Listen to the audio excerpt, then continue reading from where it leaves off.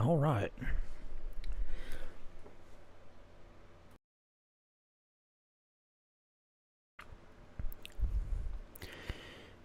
All right. So we got Randall, Cynthia, Daniel. Daniel says he's the grade name loser. Nah, bro, don't worry about that, bro. You were amongst friends. Ed, what's up, Cynthia? Timothy, what's up? Robert, what's up?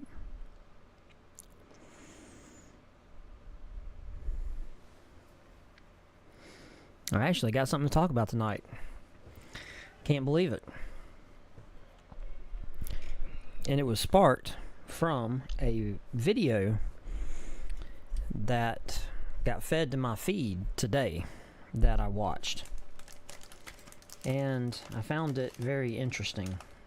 And I wanted to say something about it.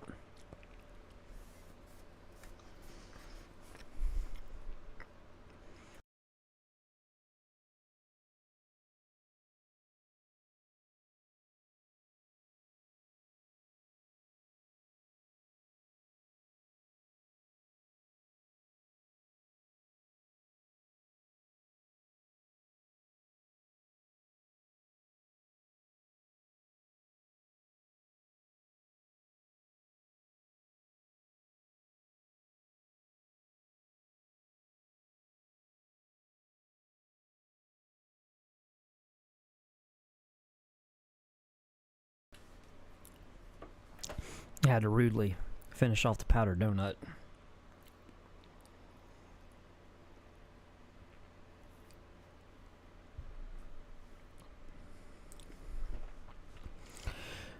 We watching from Santa Maria, California.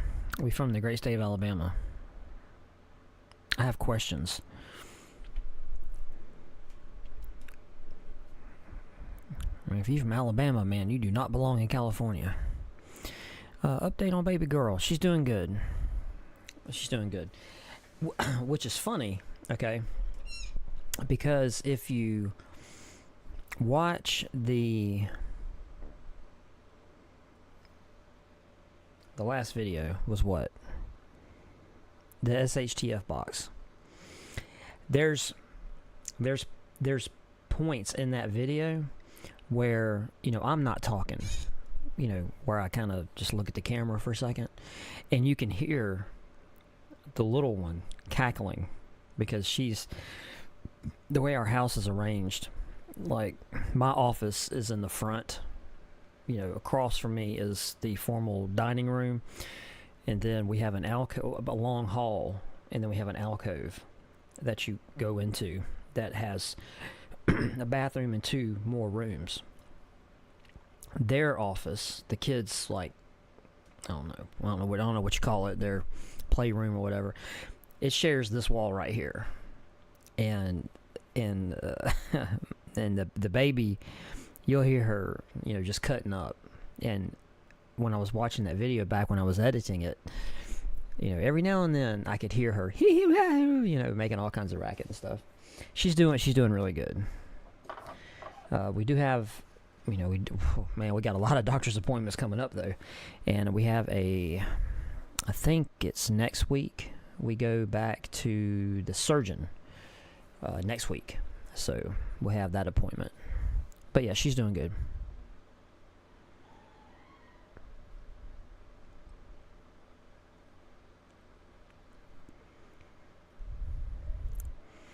And powdered donuts are good, man.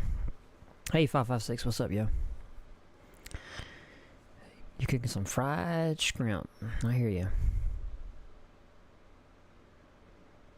Oh, okay, so you team drive a rig. Well, that explains it. Alright. Yeah, she's doing good. Thank you for asking. Thank you for asking. I really appreciate it. Matter of fact, I hear her right now. You know, she's in there cutting up.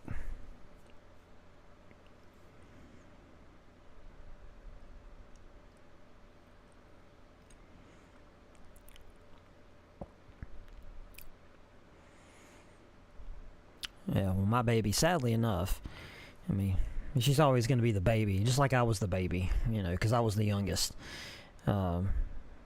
She had her birthday in the hospital this past week. So that sucks.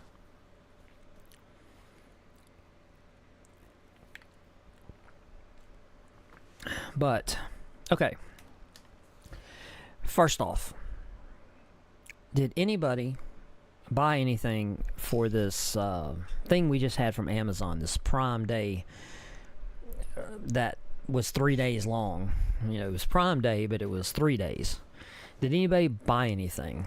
Because I bought a couple things, and I'll share it with you guys. Hey, Nick, what's up, buddy? How you doing this evening? You cannot see the out-of-focus lint roller. It's not back there. A lot of times, if she knows I'm live, she will play it. But, like right now, being that she's in that room, she's sitting at her computer. And what's crazy is she will have...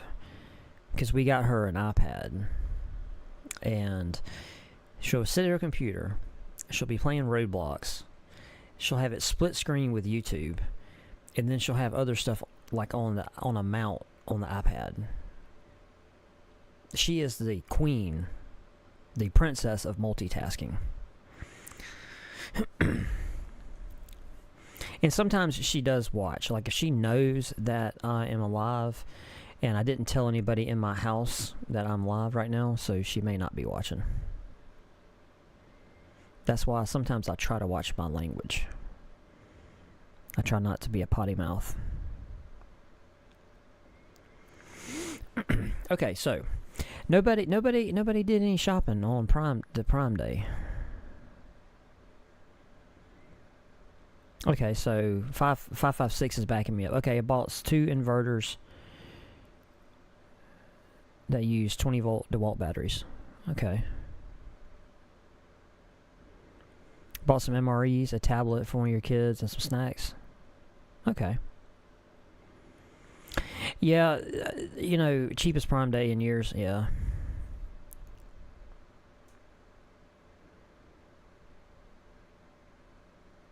So your wife fills up your cart on Amazon and then you go in and delete it. That's the cheapest way to do that. I had my stuff sitting in the cart for like 2 days. But I did end up buying some stuff. But, it's very disconcerting that you have to really watch, because they do a bunch of buffoonery. They inflate the prices and then give you 30% off. And sometimes the 30% off is more than the item originally was. So, man, that's crappy to do that. It's really crappy. So, what's up, Cliff? So, you bought quite a lot.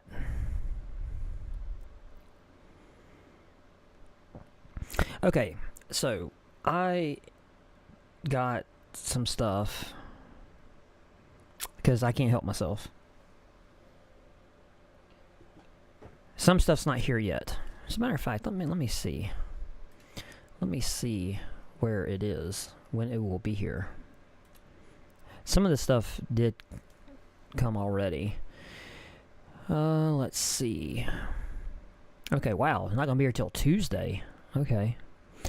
Alright, so what I ended up purchasing for this Amazon crap was I did get the Peak Refuel Ultimate Variety 24-pack because I scoured the internet, and the price that I got that for, because within that bundle there were several menus that I really wanted to try on stream, on video. Not on stream, but on video. So there was some, let's see. Here's what was included in this bundle, okay? Chicken teriyaki rice, sweet pork and rice, beef stroganoff, beef pasta marinara. Let's see. What else we got? strawberry granola, biscuits and sausage gravy, breakfast skillet. And I was very interested because I do want to see the difference between Peak Refuel's breakfast skillet and Mountain House's. So I'm very interested to see the difference or the similarities. There's probably going to be more similarities than differences because, I mean, it's breakfast skillet, for crying out loud. Can't really mess that up. They got chicken Alfredo pasta. They got home-style chicken and rice, chicken pesto pasta, 3-bean chili mac, peach cobbler, and mountain berry cobbler. And all of those are 2 packs a piece, with the exception of the peach cobbler and the mountain berry cobbler. There's only 1 pack of each. So there was 24 packs in this variety bundle. And it won't be here till Tuesday, according to Amazon. But I did get 2 things. The other 2 things that I ordered, okay?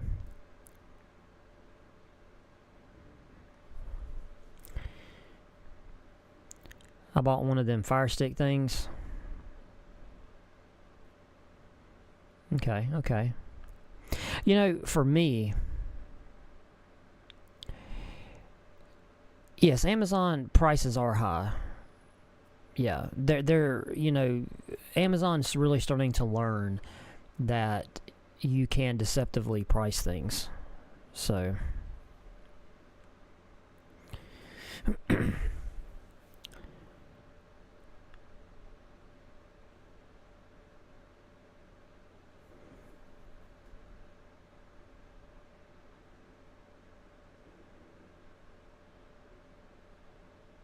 oh, hey, Jerry, what's up, buddy? You snuck in. I was like, who's saying hi, Jerry? I'm like, what? Where's this Jerry person? Oh, I totally missed you. So how you doing, buddy? I'm retired Army. Bag meals trigger my PTSD. I've heard that before. A lot of vets that I mess around with on the range, we joke with me about that kind of stuff. They said, when are you going to do them MRE videos? And I said, are you going to watch? I said, hell no, I ain't going to watch. So I never want to see another MRE again in my life. Because, you know, I've got several friends that are, you know, they were in for more than just 4 years. You know, they were in for, you know, I got some guys that were in for 15 plus years, and I got some that were in for like 20, 22, 23 years.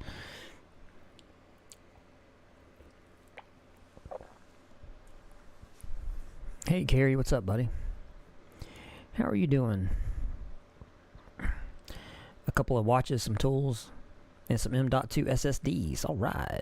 Are you doing some upgrading? That's cool. Retired Army veteran. Okay, all right. That's what's up. Thank you for your service, all you guys that are ex-military. Appreciate all of you. I love bothering the snot out of veterans. But they say I have such a good personality, it doesn't bother them. So there you go. I don't know. All right. So one of the other things that I got was Wait. I need to turn the blur off. Blur off. There we go. I got this. This is the Expedition Meal Assortment. And this has 2 bags of spaghetti with beef marinara, 3 chicken fried rice, 3 chicken fajita bowl, 2 beef stroganoff, 2 granola, and 3 breakfast skillets. So this was not bad. This is not a bad bucket. So I got this. I got this bucket for a decent, you know, pretty decent price.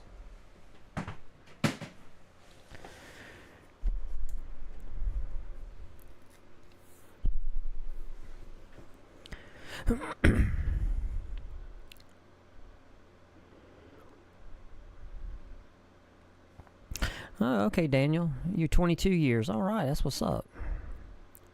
We have a lot of veterans in here. I am not, so don't let me give you the impression. I am a dirty, filthy civilian. In 1993, I was going to, with some of my friends, I was going to go into the Marine Corps because my dad was a Marine in Vietnam. My grandfather was in the Army in World War II, so I was going to go. And I asked my dad for his advice.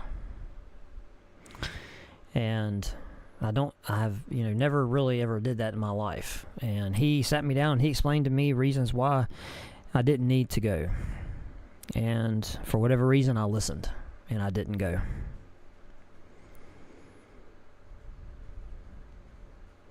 But I have friends that did go. And what was funny is after the 4 years of them being in, when they got discharged, they all told me how dumb I was for not going because they did absolutely nothing. Because you got to kind of correlate there the time frame of going in 1993, what was going on during that time. And they did go to the Middle East, but they did absolutely nothing.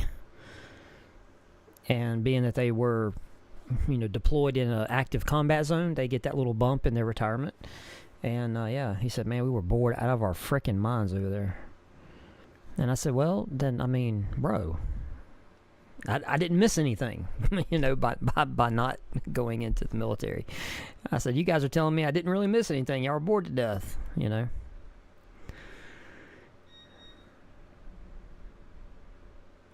Okay, so here's Ed. Here's Ed talking some crap. He says Brad buys MREs, says he's going to eat them, then kindly gives them out to us in giveaways. You notice that, huh? I keep saying I'm going to do all these MRE videos, but all I do is I send them to you guys and make y'all do the videos for me. I think that's what I'm going to start doing. I'm just going to start linking my channel to y'all's videos and say, hey, you want to watch MREs? Here, you go over here and watch this MRE video.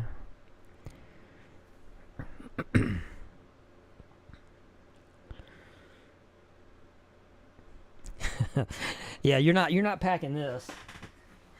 Yeah, you can't pack this in your backpack. Yeah, you're not gonna have no room for anything else. Try to throw that in there.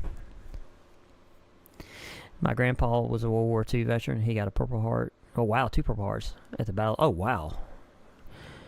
Wow. Yeah, my grandfather he had a lot of commendations. He did a lot of frontline stuff. And I'm just glad that he made it home.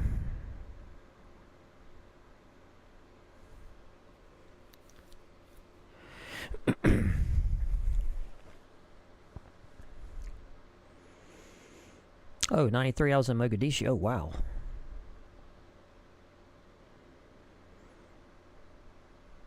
Oh, Ed, your grandfather talked you out, huh? Okay. Well,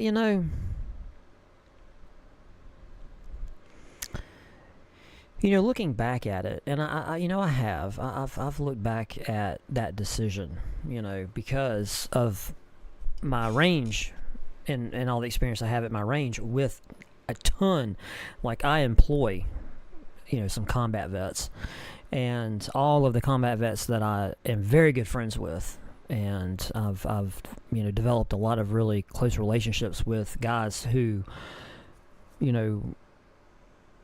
were gun toters. They were, combat guys. Some of them were, SF guys, and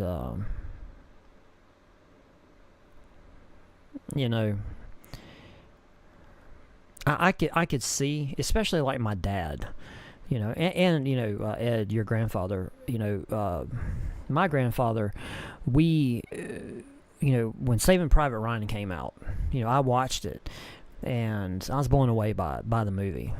I thought it was such a great, just such a great representation, because I loved reading. I got these compilation books of guys who were in a lot of these theaters of war in World War II, and they told their story, and some of these authors compiled these guys' stories and made it into a book. And I've got several books that are like that, and I've said this before on my channel, so just bear with me if you've heard this before. But I told my grandfather, I said, hey, you need to really watch this movie, Saving Private Ryan. And I don't know, a couple, weeks went by, and I stopped by his house, and I was visiting with him and stuff, and I said, hey, did you ever watch Saving Private Ryan? He said, yeah. He said, son, I tried.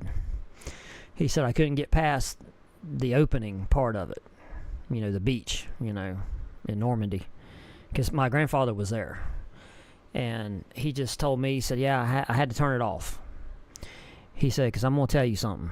He said, whoever was giving them guidance for those scenes in Normandy at the beginning of Saving Private Ryan, he said, those are people that were there. He said, because that's exactly what it was like. He said the water was red because of the blood. There were body parts everywhere. He said it was a traumatic thing. It was a very traumatic thing. And he said, like, what them guys did, he said that was, he said that was true. He said I couldn't watch it. So, I said, hey, I understand.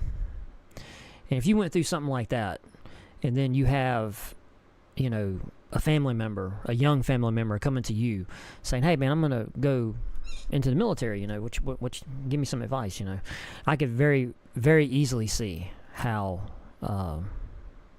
you would probably try to say, hey, sit that one out, I could understand the perspective, you know what I mean? So, yeah.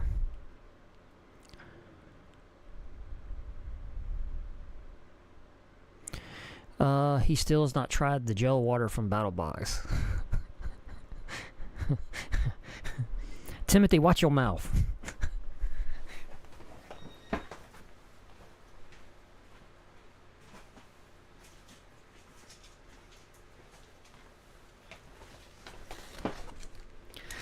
I'll have you know, I still have it. I have both of them right here. I still have both of these these aqua gel things. I still have both of them sitting right there.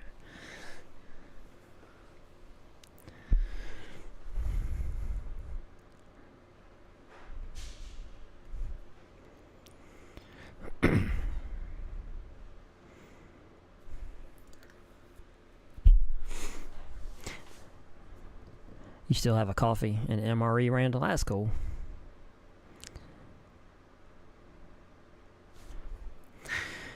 Wow, 8 tours across the pond and proudly brag I didn't get a Purple Heart. Yeah. You're now working on your 3rd retirement. Well, what's good about that, Daniel, is it keeps you going, it keeps you moving, it keeps you in good health. Everybody knows, my uncle is going through this. And, I've talked about this, with other people before, about people retiring. You retire when you're in your 60s, whatever, right? And I said, it's a psychological thing. When all of us as people, as humans, when we condition ourselves over, say 45 years conservatively, 45 years of getting up, going to work, being aggravated, being pissed off, being, all the good things that come with working, tired, just mountains of aggravation. And then to think there's just one magical day when you take 45 years or more, right, of that learned patterned behavior, and just like that, you cut it off, and suddenly, hey, I'm retired. And you wonder why people's lives generally, for a good percentage of people, their lives take a plunge, because you can't just, it's hard to adjust to being retired. And I know plenty of people that are past retirement age, and they tell me, I'm not retiring. It's, why? I'm gonna keep on trucking. I'm like, well, hey, So there is something to be said about staying active, staying moving, staying going. And hey, if you're trucking, hey man, you can drive all over the country, hopefully. I mean, I know you don't see a lot of glamorous places in the country, but, keeps you moving.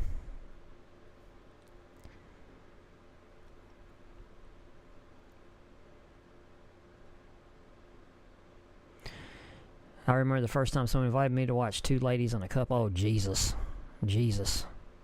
No. I think I have PTSD every time I hear the music.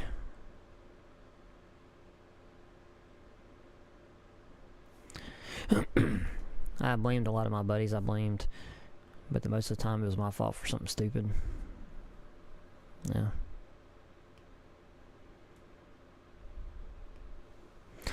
No, I'm not going to send you one, Robert. I'm going to do it. I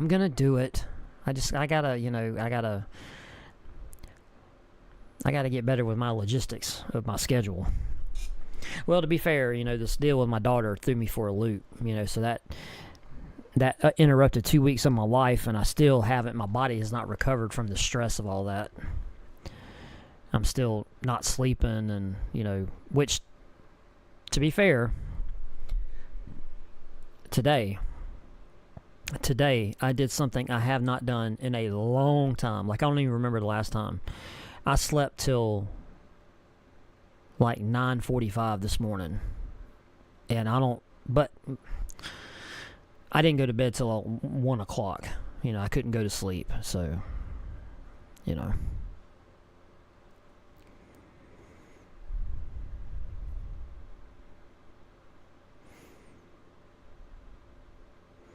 My granddad got a flat tire on his motorbike on Gold Beach. Like, wow, bro, that is crazy. So, Ed... man, excuse me. Ed does not have any MREs for me left, but you have 2 more still. Okay.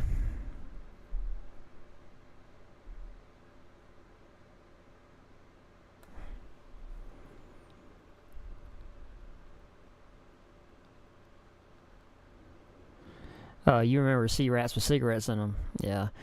Yeah, I like watching, like most guys, most everybody on here. I like watching Steve. Steve does a lot of... I like watching him take those old MREs that had the cigarettes in them, the old Camels, pulling them out and smoking them.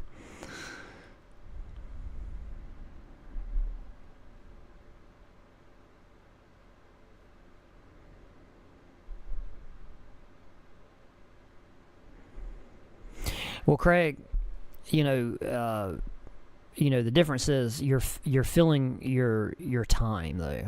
Like a lot of people, they retire and they don't know what to do with themselves. So the key is staying active, finding something to occupy your time, your mental, faculties and all that kind of stuff.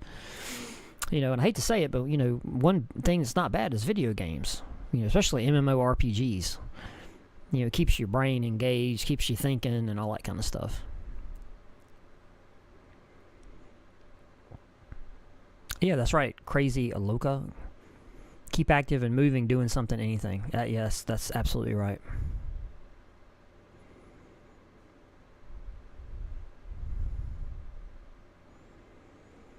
Hey, Donald, what's up, buddy?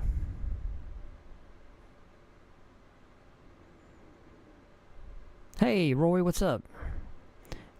Hadn't seen you in a hot minute. Maybe I can't sleep because I'm dehydrated. I should try the gel stuff. Ha ha ha.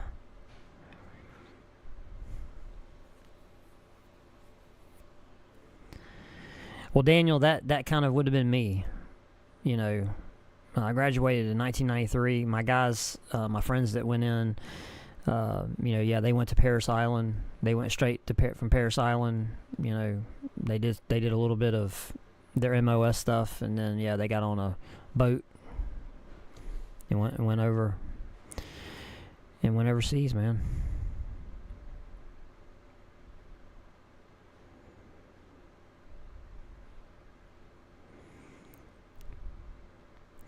Well, the thing with me about, like this, doing all this stuff, this YouTube stuff, is the time, I'm a person that, I need time to decompress. I need to come home and I need time to just sit down here and, watch YouTube or, whatever.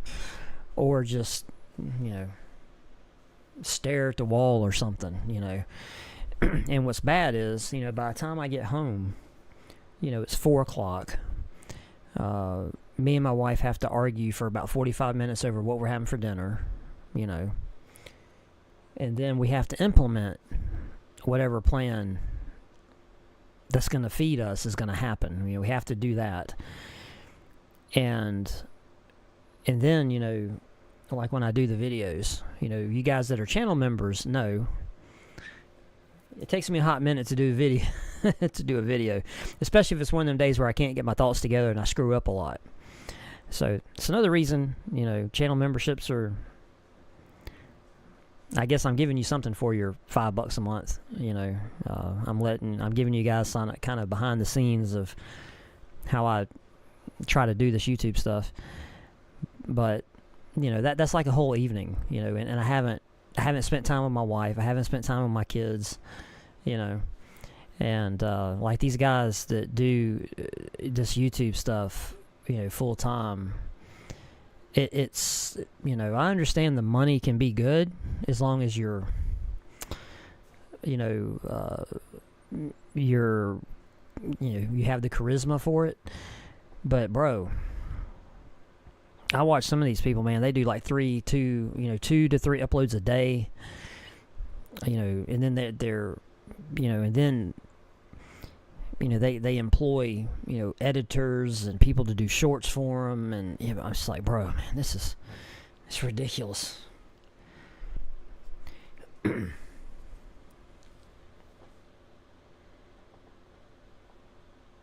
Okay, so wait. The last thing that I bought this, and I bought this because of a daggum YouTuber, because he got it and reviewed it. I happened to see the review of it, and I thought this was really cool, and these things are really highly rated, and so I use these things a lot. So I purchased this one because it was on sale, and it was actually on sale, not just trying to make me believe it was on sale. It was actually on sale. And what this is a spare battery. And I know it's big, okay, but this is a 24,000 milliamp hour backup battery for your devices. And the reason why this one is kind of a little different than most of them, first thing, it's clear, which is cool because you can see the board, you can see the caps, you can see all the little gadgets, and when you turn it on, here it gives you a input voltage, input wattage, output wattage, a capacity, and then a charge time for capacity. The reason this thing is so nice is because it's a pretty high quality set of lithium batteries in it, or at least the reviews I've read, especially the long-term reviews. But this thing right here will do fast charging. So a lot of your new phones, Samsung phones and all that, they have fast charging, rapid charging, where it cranks the wattage up.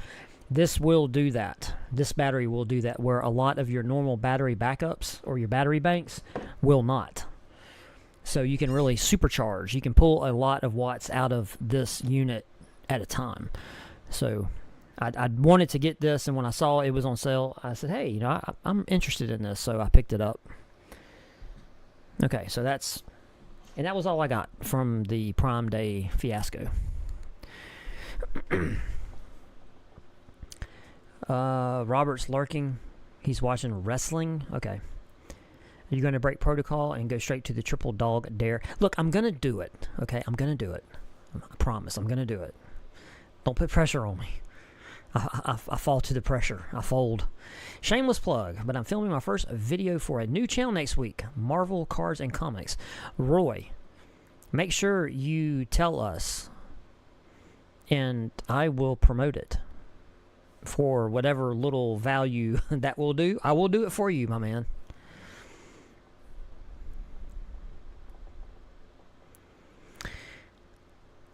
I don't play well with others in the civilian world. Lazy people really cranks the sergeant up in me, and I start barking. I've been written up for it, so I've tried. Wow.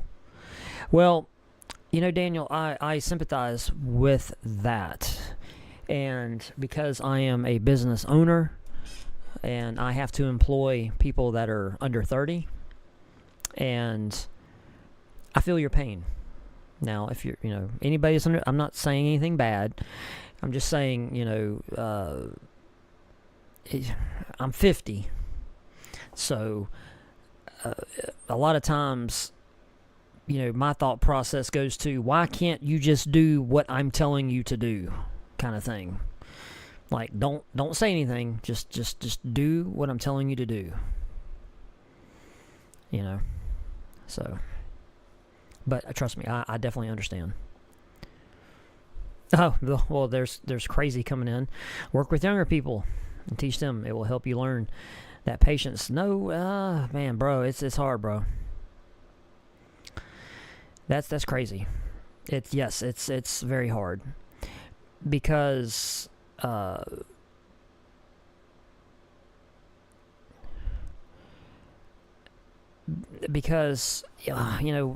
dude, we could go down a rabbit hole.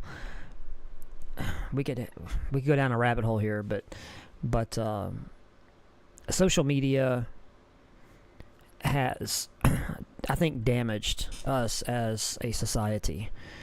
It's definitely not helped. Access to AI is going to do nothing but make it worse. And yeah, I'm very interested where we're going to be in another 10 years. I think it's going to be a very interesting landscape. You don't want to look at your bank account. You have a few orders outstanding. Man, I feel your pain on that one. Hey, Babs, what's up? That's a party now. Babs is here. So that means Shane is in tow, I hope.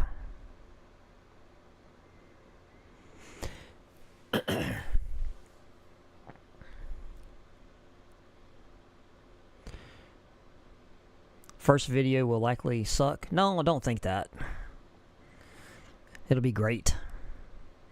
But see, the question, the interesting thing about people when they start getting into content creation, just know this, okay? Everybody here, because, I would like to think that I have nudged maybe, people into recording videos. Just know this. You will always be your worst critic. You will be. And don't. Because it's a roadblock. It puts a roadblock up. Because, any video you do, you can tear it apart. And you can say, well, I could have done this better. I could have done that. I could have done blah, blah, blah, blah, blah, blah, blah, blah. Take my advice. I don't give a shit.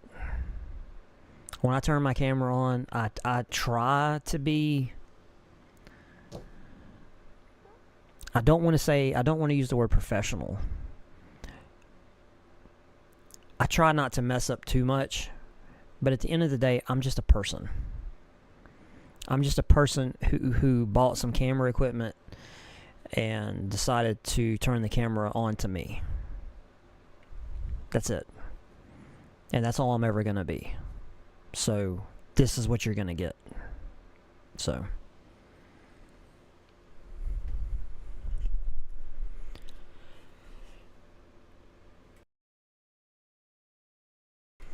Hey, Babs, you can have some chicken chunks, man. They're waiting for you.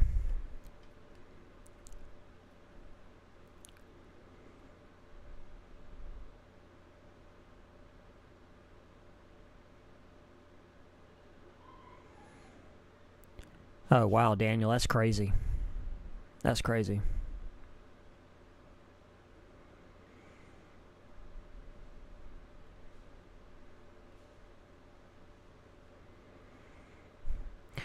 Whatever you're doing, it works. You really like this channel. Well, I'm glad. Thank you. I appreciate that, Donald.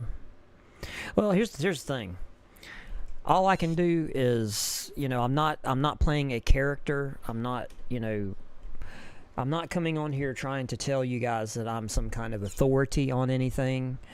I'm not telling you that I have great knowledge to impart to you or criticism or anything. I'm just a bum here on YouTube. That's it. I'm just along for the ride.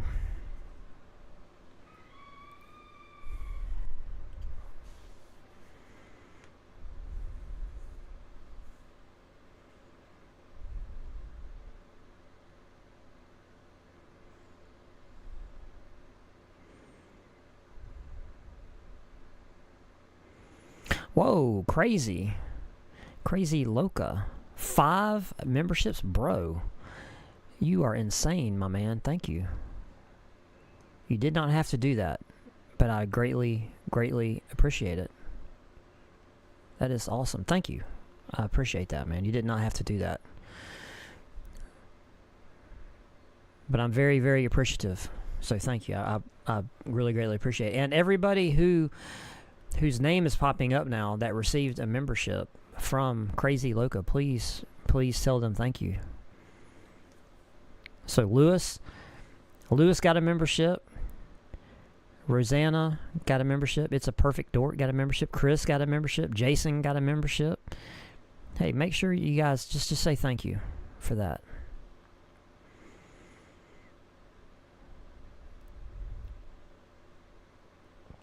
There's Shane. What's up, Shane? How you doing? Okay, well, everybody, apparently we have people lurking, and that's fine. But if you are one of these people that received a membership, go, while you have it for a month, go check out the members only stuff, because there's some behind the scenes things you can you can watch.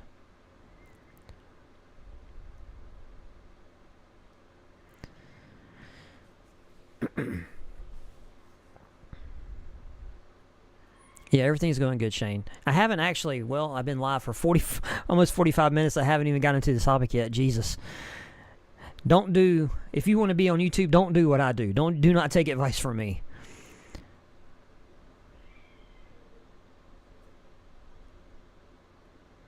And again, thank you, Crazy, for you doing that, man. That was very generous, and I greatly appreciate you, buddy. Thank you. Multi-Magnum. What's up, buddy?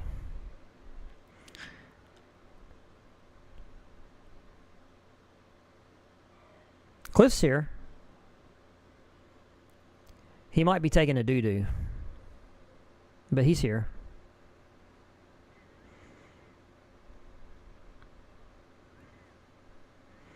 Brad reminds me of a YouTube channel, and the channel owner owns the original General Lee in Roscoe's cop car.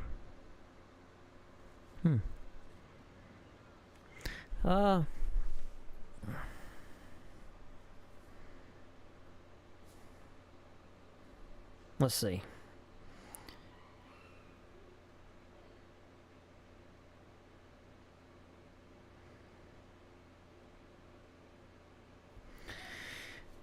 Let me do something real quick before we've got to get into I actually had a topic for this live stream. This what the hell did I call this? Community bias. So I wanted to talk about community bias real quick. And I promise we're going to get there. But I'm going to, since you brought up the General Lee, I'm going to show you something real quick.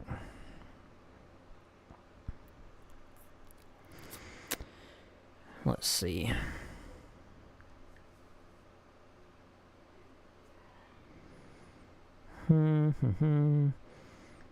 Give me just one quick second.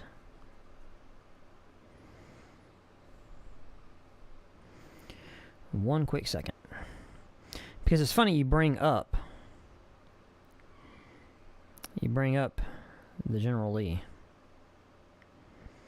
Well, this is not a good picture. Hang on, let me find another one. There you go. Well, let me turn it this way so I can make it a little bit bigger. This is a car show, obviously. All right, that right there is a Dodge Demon. All right, that looks like the General Lee. This is a 2018, the first, well, not the 70s Demon, obviously, but when they remade the Demon in 2018, not the Demon 170, the ones that the engines blow up, but in 2018, they released this car, and my brother got an allocation for one, and that's his car. And when he got the allocation for the Demon, he had another Challenger that was painted like the General Lee.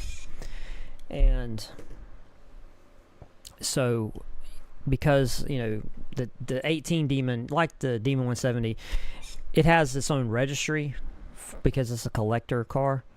And he had to fill out all of the paperwork for the registry, for the Demon registry. So when he filled it out, as the buyer of the car, he put General Lee. So the little plaque, you know, that's on the dash that says this is Demon number, you know, blah, blah, blah, built for, and it says in his car, General Lee. So my brother has the only Challenger in existence officially recognized by Dodge to be a General Lee. Thought that was really cool. So yeah.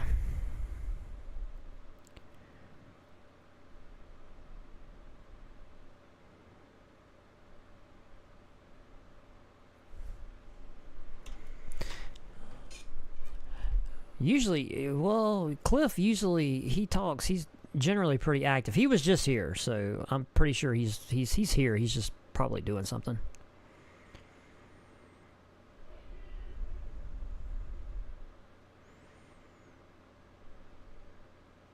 Oh, Gary, you out? All right, Gary. Have a good night, buddy.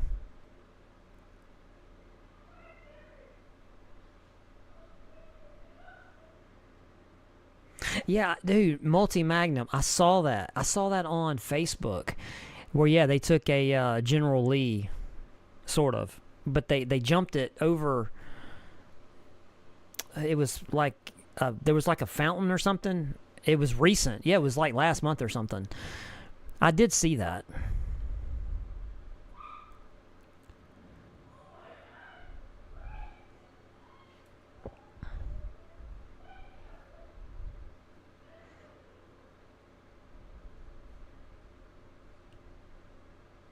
Yes, yeah, I know where Dothan is.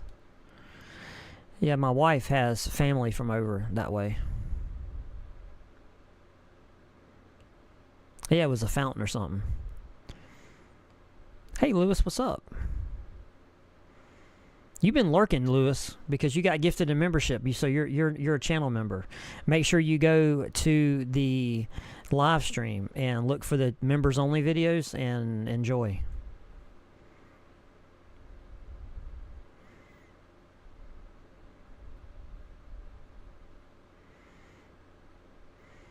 Well, Cliff can rub one out all he wants, as long as he's not doing it to my voice. We're okay. Just saying. Okay, so anyway, we're going for 50 minutes, 51 minutes. I haven't even touched the topic of this stupid live stream. All right, community bias. All right, so earlier today, I got fed a video on my feed. And it was this chick who I've never seen before, and she's in the knife community. All right, it's somebody I've never seen before, but the title of her video was something that made me click on the video, obviously, but it was like fighting within the community, you know, something around that. So I was interested. So I clicked on the video, watched it, and this chick just went off because she's a knife channel. Okay, she's an EDC knife channel, or just an EDC. Okay.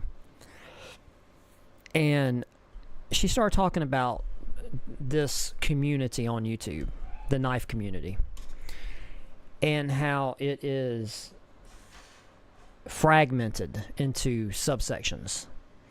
You've got the preppers, you've got the outdoor survivalists, you've got the bushcraft people, you've got the enthusiasts, and then within like all of these subsections, they fight, you know. And apparently this girl had been having a feud with a guy who has a pretty big channel that had a different thought process than she did about what's the best EDC, whatever. And I'm sitting here, watching that video, and I'm like, this doesn't make any sense to me. It doesn't make any sense. And she went on to say that she reached out to the guy to call a truce, because I guess they were having a bunch of back and forth, I guess. And you live by the golf course in Dothan? Okay, Daniel. All right, that's what's up, buddy. I mean, it's Dothan's a hot minute away from me, because I'm down here in the heel of Alabama, Mobile. I live in Mobile, but I live way on the outskirts of Mobile. So I live, I can get to the Mississippi-Alabama line in about 5 minutes. Yeah, about 8 minutes. So yeah. Okay, so thank you, Lewis, for thanking for that. I appreciate it. It was Crazy Loca. I don't even know if I'm saying that person's name correctly, but yeah, they just came in and they gifted 5 memberships. So So the girl went on about talking about how she reached out to this guy to call a ceasefire, I guess, and they, had some dialogue, and she's like, well, let me send you what I think is the best EDC knife. And then the guy sent her what he thought was the best EDC knife. And she was talking about the knife that the guy sent her. And she talked about how different it was in theory of what she believed was a good EDC knife. And I'm sitting here watching the video, and in my mind, I'm like, okay. And then I applied it to me, right? And my station here on YouTube.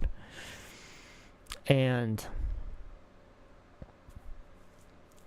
I said, how would I feel if if another channel that, I don't know, let's just suspend reality here for a second and say that, a big knife channel started messaging me or making videos about me, saying that I had no idea what the hell I was talking about, and I was an idiot, right?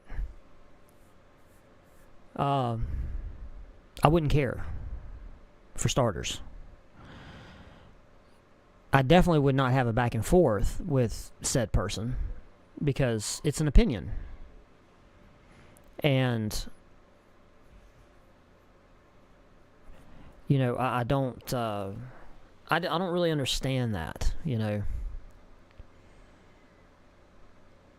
Oh, your daughters went to college in Mobile. Okay, that's cool. That's cool.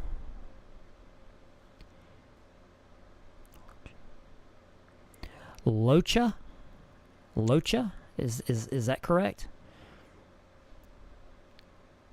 Locha. I'm hoping Locha means turtle in Creek language. Okay, all right. Crazy Locha. Okay, gotcha. Hopefully that's correct. Hopefully that passed the pronunciation test.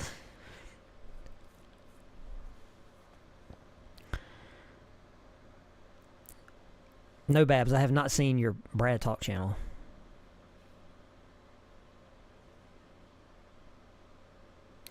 Okay, Multi Magnum. That was what you wrote there. Opinions certainly do vary. What works for each person, carry what you are comfortable with. Whilst I'm watching this video and I'm trying to wrap my mind around the concept of internet beef, drama, over an opinion. How can you have beef or drama with another over an opinion? I mean, like right now, if someone came to me, like some, dude who had 250,000 subscribers and big authority on knives, if they came to me and said,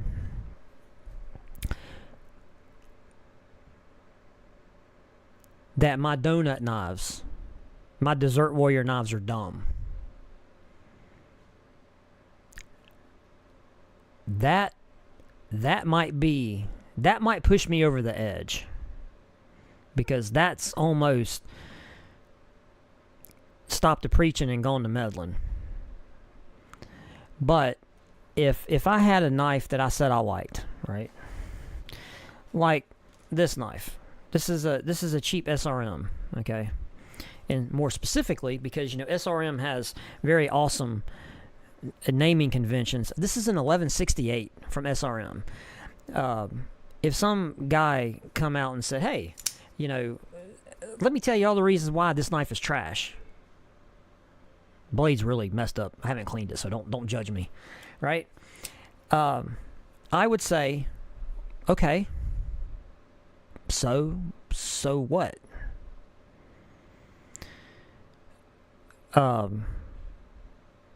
I guess I don't get it, and I don't understand it. Why someone's opinion or why someone would want to outwardly attack somebody like that. I don't get it. Like, to me, I can't wrap my head around it. I can't wrap my head around it.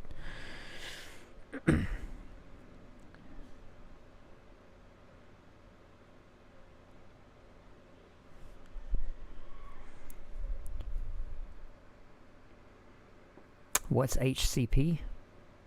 Did I say that? Daniel, did I say HCP? I don't know. What did I say? Did I say HCP? I don't. If I did, I confused myself. Oh, so that was right. Okay. All right, crazy. Well, I'm glad that I got it right. Arguing is useless. Yes, exactly. It's a waste of energy, especially when it's in the realm of opinion, which is why, like on my channel, all I do is really, I always just present things. If someone really asks my opinion, like one of the things, because of my channel content, one of the things that I get asked the most, is my thought on subscription boxes, and the only thing that I can tell them is, well, it's your money. The only thing I can say is I have tons of videos on my channel, and if you are leaning toward one particular subscription service, just go to my channel, type that in, like TacPack, and just watch, like 6 or 8 months of TacPack videos. It'll only take you can make me sound like, a chipmunk and run at 2 times speed. You can just kind of skip through or go to the end and just see what the box was comprised of, and just make your decision of, is that worth my money? Well, to me, that's everything. To me, I guess to me, it's like the Chevy versus Ford debate. Hot flash. All the vehicles are trash. They're all trash. Pick your loyalty and whatever.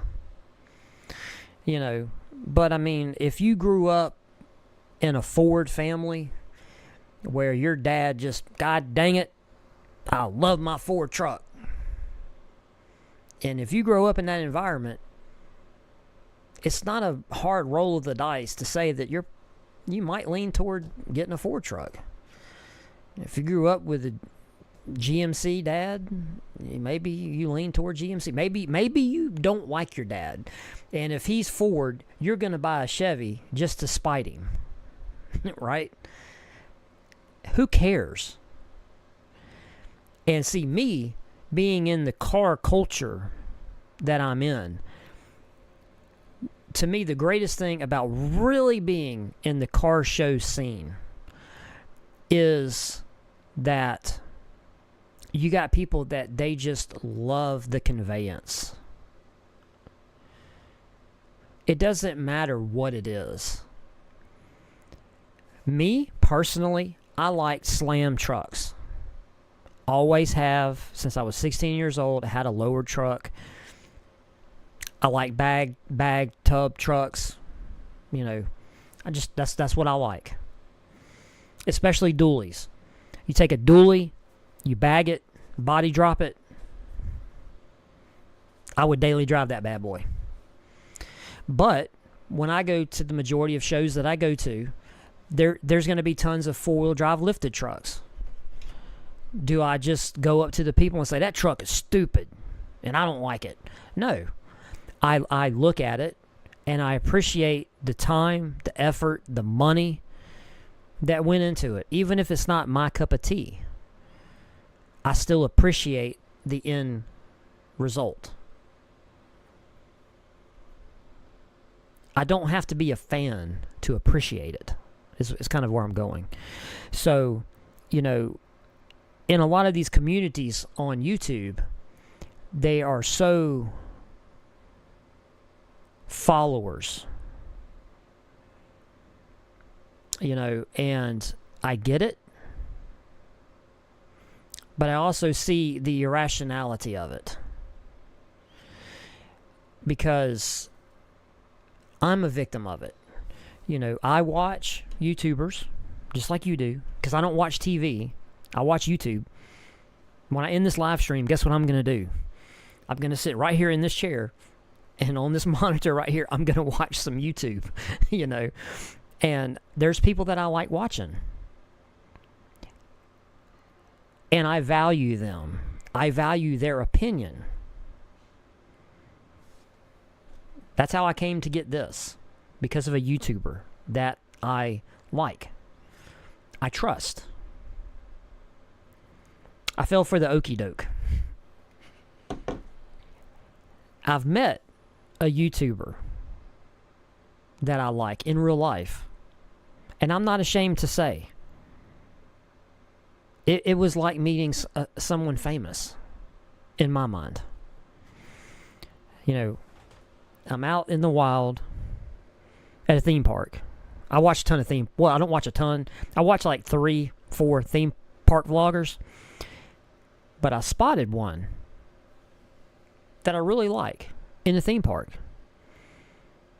And I went up to this person like a fan, and I had my little fan moment to where I said, "Hey man, I love your channel, you know, I love what you do, man. Can I take a picture with you?"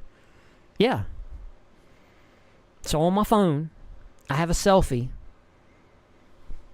You know, I have a selfie with another YouTuber, you know.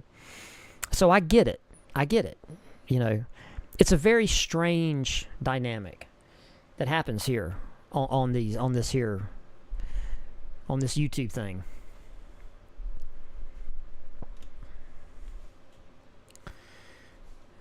Okay, now I've ran my mouth. I gotta get caught up in the chat.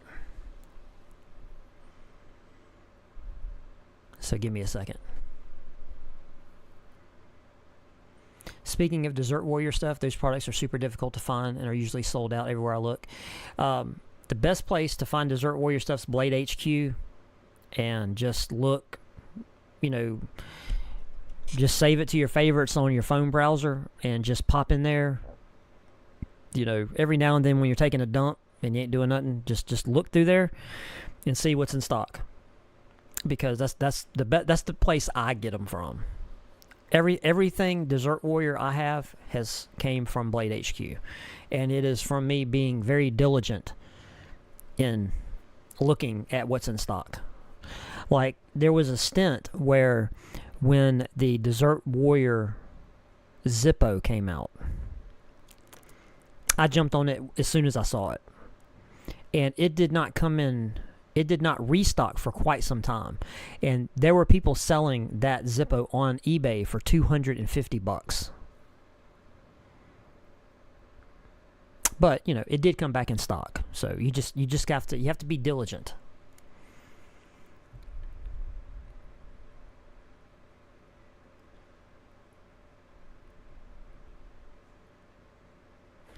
Maybe front flippers. People like them. Well, you know, Shane, you know, that's a good point. You know, like for me, if one of these big time YouTubers started telling me how great front flipper knives are, I'm like, okay, well, I'm not listening to anything that comes out of your mouth again, because I absolutely hate front flippers. So there you go. You know. Yeah, exactly, Randall. I mean, everybody's, opinions are like buttholes. We all got them. Yeah, Timothy, absolutely right. It's the AKAR 45 ACP versus 9mm thing, to me, the people that really want to argue with you over that kind of stuff, I'll entertain it. But the whole time in my mind, I'm wondering, okay, what's wrong with you? Like, what happened to you to make you this way?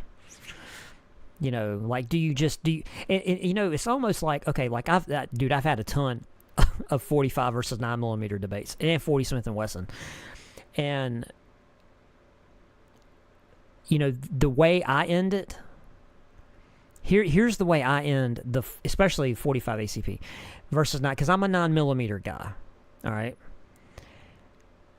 We get new people at our range, so every now and then we get new people. And of course, people like me, they got a ton of stuff. So when I set up, especially my long gun, I've got a ton of stuff. People come up, we'll start talking. And then inevitably you start talking about your preferences. And this one guy was wanting to show me ballistics data and windshield penetration and all this bullshit. And I said, listen, man, you're doing too much. I said, 45 ACP is not for you. He goes, what? What do you mean it's not for me? And I said, look how hard that you're trying to get me to just agree with you. Have you noticed that this has been a one-sided conversation? I haven't been trying to tell you the reason why you should shoot 9mm. I said, you need me to co-sign your decision. I don't need you to co-sign my decision. And then he thought about it, and then I guess it made him feel dumb because he realized, yeah, I've been doing all this, and this guy just kind of told me that I'm needing him to reinforce my decision. So, yeah. But that's how my brain that's how I jump to stuff like that,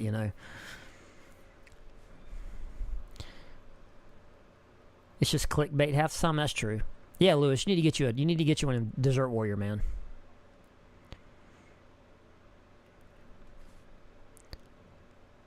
Sometimes those opinions help look at gear another way. Yeah.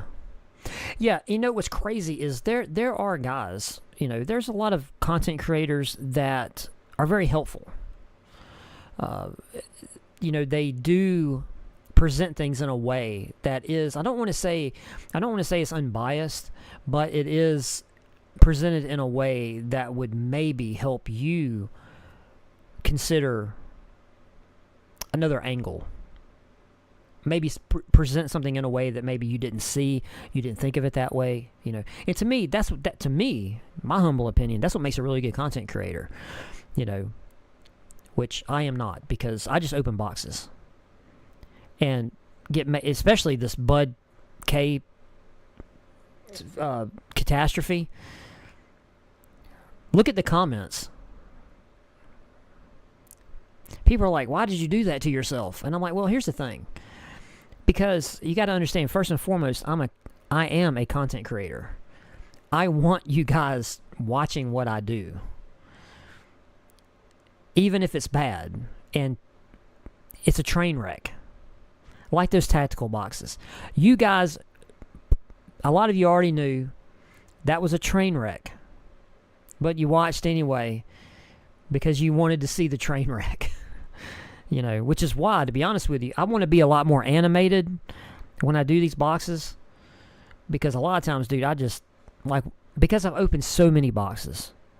I mean, I've opened so many boxes. And when I open a box and I see a bunch of cheap shit, it makes me, it makes me angry. Because I look at it as this could be one of you guys getting this box. That's a ripoff. It's a ripoff. And it makes me angry because I'm like, this company is being very disingenuous, you know. And I just, you know.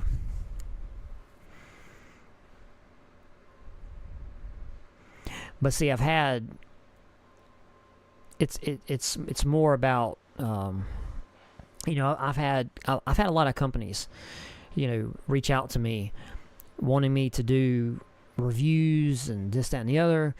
And I just have to tell them, I say, listen, man, you can send me something, fine. You can't pay me for a review. You can send me something, but if it sucks, I'm going to say it sucks.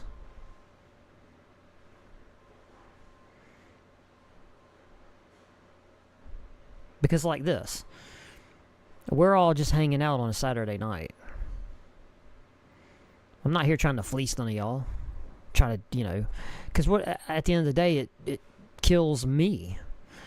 You know, if I tell you guys, if I put my name behind something, and then you get it and you're disappointed, well, not only are you disappointed in the product, but then you're also disappointed in me. You're disappointed in my recommendation. And to me, I don't want that, you know.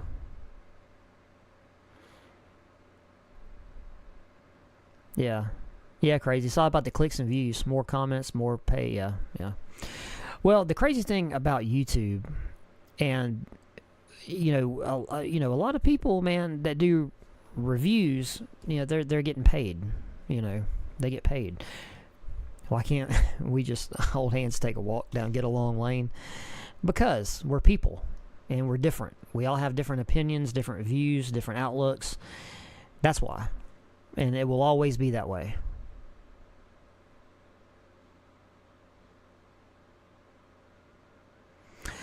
Wow. So, Daniel, K-bar knives were too intimidating. We couldn't tote them. What? That is crazy. That is crazy. That is crazy, bro. Because I love my K-bar knives.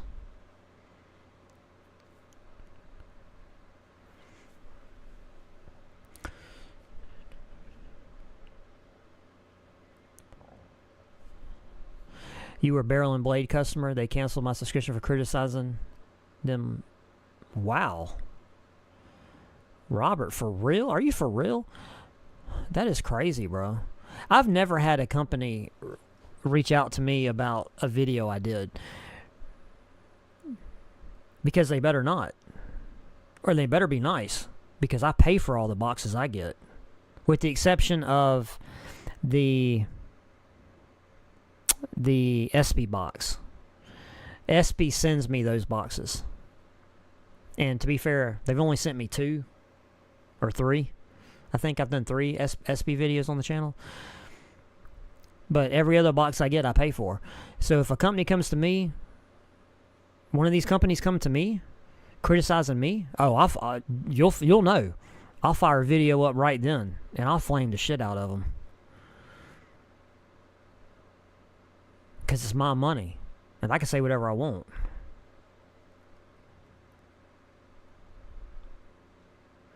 All right, Roy. Peace out, brother. Have a good night.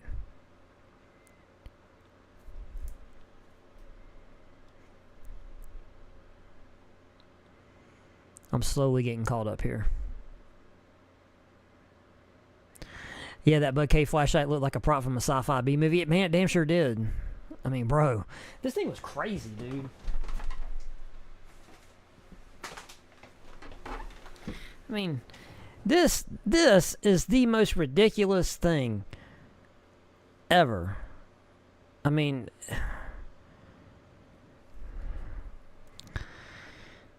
you know who would like this? Like a 12-year-old. A 12-year-old little boy that likes to play in the woods. You give him some crap that looks like this, he'd be ecstatic. He would think he was the truth. You know, if he could throw this thing on his head and run around at night, he'd think he was it. He'd think he was, Commando Joe, you know what I'm saying? But yeah.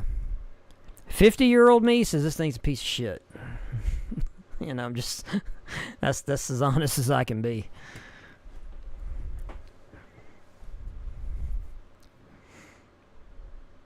Some boxes will suck the soul out of you. You ain't lying.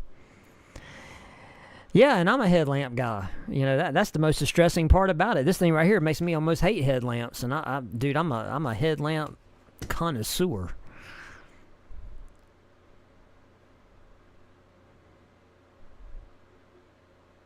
A buddy of mine asked him if he'd ever seen a baby buzzard, and they're not in the Book of Secrets.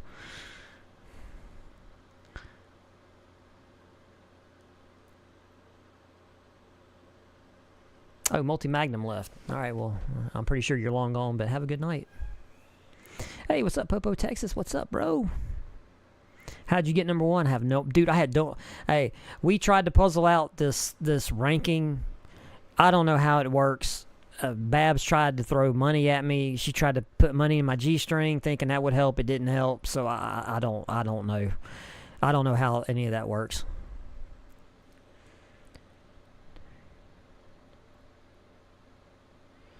George W. Bush dipped my turkey in dressing. Oh, that's cool. Yeah, the thing about Bouquet Donald is, man, they got a lot of crap. There's a lot of stuff on Bouquet's website. And, a lot of it looks kind of, I don't even know what the correct word is. I don't know, just leave it at that. Hi, Brad. I couldn't agree with you more. I was disgusted with the box, not to mention Battle Box. Oh, really? All right, Brenda. I'm in your corner. All right. Well, appreciate you, Brenda. Thank you for being here. I appreciate you.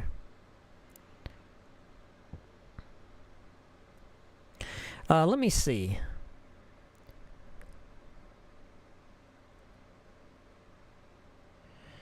I will agree, Daniel. Yeah, when Toby Keith passed, he truly loved troops. I will say that. He really did. Let's see. Top fans. Okay, currently Wolfman Ed is number 1 with 150 XP. Randall is number 2 with 150. 556 is number 3 with 150. Cynthia is number 4 with 150. Timothy is coming in at number 5 with 125. Nick is coming in with 100. Lewis has 75. Look at Lewis up there. He got his picture. He got his picture up there looking like PM Dawn. Don't take offense to that, Lewis. I love PM Dawn, so just saying. Cliff's coming in, number 8. Then Gary, then Multi-Magnum, then Crazy, then Robert. Yeah, I don't know how that works, bro. I don't know. I think it's some flim-flammery.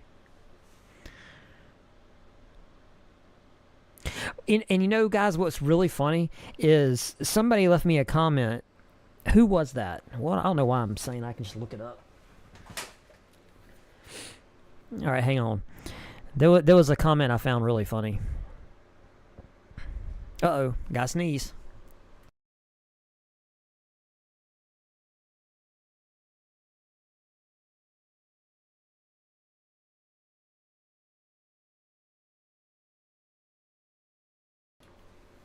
Whew, did not want you guys to hear that. All right, YouTube. Let's go to the U of the tube. Go to YouTube Studio, Community, Comments. Why are you taking forever to load?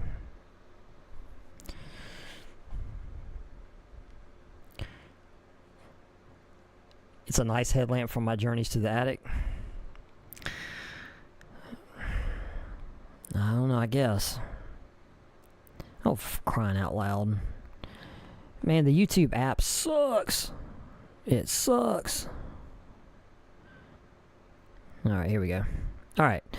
Alright, who said that? Let's see. Okay, Rocket Raccoon, 1976. That's an awesome name. It says, I think you misunderstood the purpose of this box. You were supposed to open it and throw everything at it at a fan. That's actually a good idea.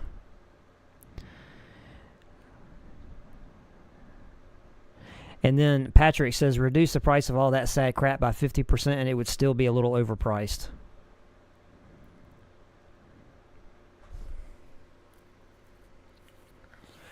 Then we got a dude named Jack that says he actually liked the headlamp more for the novelty than the function.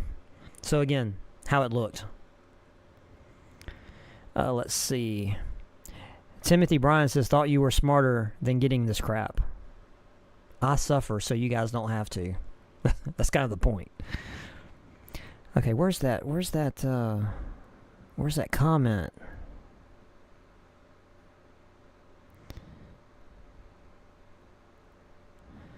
Let's see.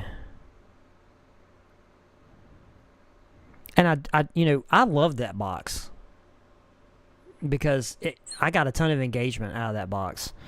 So for me and my channel, that box was a home run. But for actually buying it, yeah, it sucked. Robert Gaba, who's won something from me before, I believe. He said giveaway items. So if you guys ever see Robert, you need to ask him, why do you want me to pass my suffering on to one of you guys? I would not give away any of that shit. You know what I may do, though? I may send that absolute perversion of a camo poncho thing. I may send that to Babs, just to be a butthole.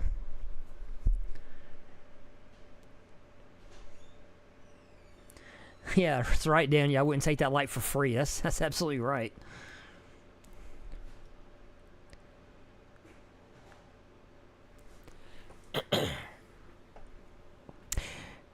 So yeah, getting into the prepping community here on YouTube, to me, is hilarious because, bro, when you talk about community bias, the people that are preppers, they seem to go to war with literally everybody else that has anything to do with outdoors, survival, anything.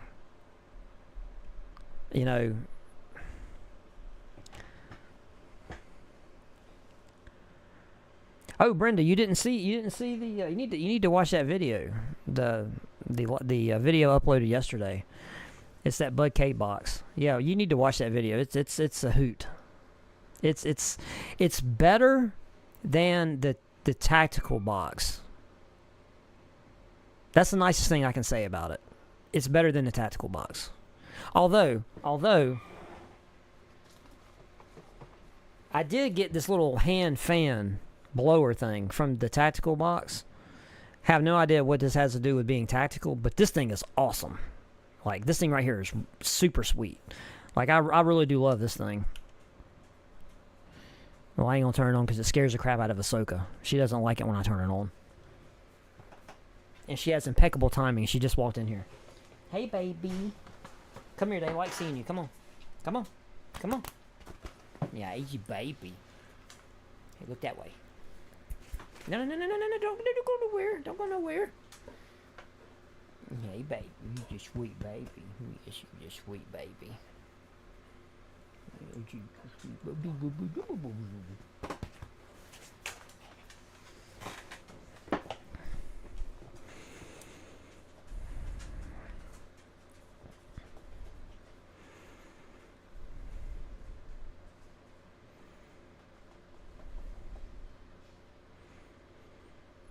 Hot Topic, Forrest Gump, greatest movie ever made. Hey, Forrest Gump was good. Oh man, that movie played every single day on the USO. Oh god dang, that's crazy. That's crazy. Man, you'll like it psychologically even if you don't know you like it. You'd be like, oh yeah, man, Forrest Gump, man, that's a good movie. Saw it 500 times. Hated it at first, then I started to like it. Well, okay, Ed, that is true. That is true. I am doing y'all dirty because I'm giving away the beer destruction device thing. So yeah, I am doing y'all dirty. So I apologize.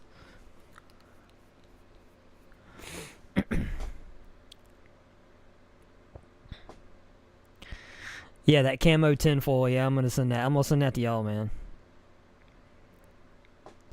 Yeah, Chris, you got gifted a membership tonight.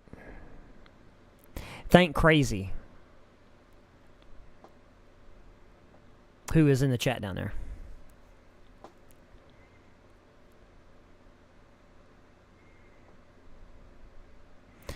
No, Brad. That liquor box was something that was sent to me.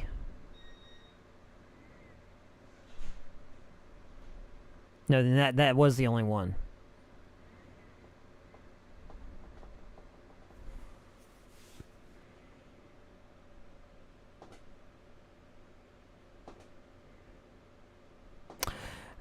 Crazy, what I did, I have thought about, and this is something I still probably will do, because we do have local Boy Scout stuff, and I do have a lot of repeat outdoor gear, and I thought about just getting in contact with, a troop leader that, takes kids camping, and just, seeing if I could, donate it to like a Boy Scout thing.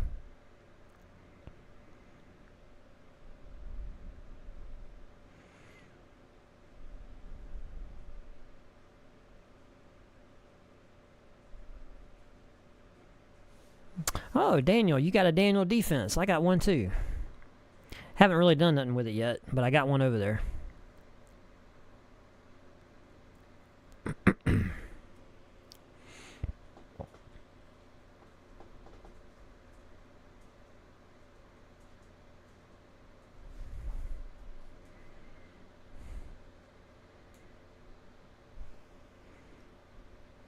Come here. Come here.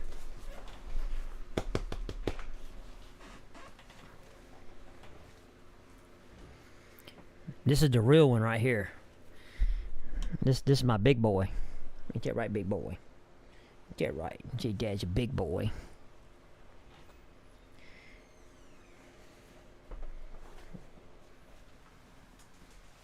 Alright, he was just coming through.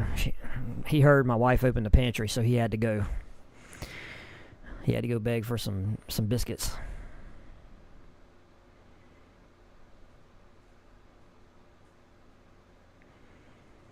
Yeah, that's very true, Brenda.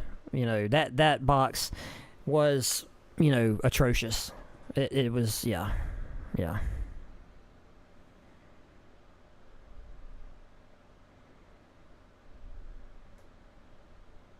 Well, Daniel, my wife has a lot of fun with me with movies because, my wife is very much a movie buff.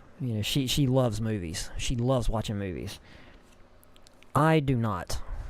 So, her getting me to, watch movies is like pulling teeth. It's hard. I mean, I haven't even finished watching Stranger Things, which I know is not a movie, it's episodic, but they got me into that because my wife and my oldest daughter love Stranger Things. And, oh, you need to watch this. So I got through all of it up to the last episode. And I have not watched the last episode. But I kind of know what happens. So, but I got to watch it. I've got to watch it, so.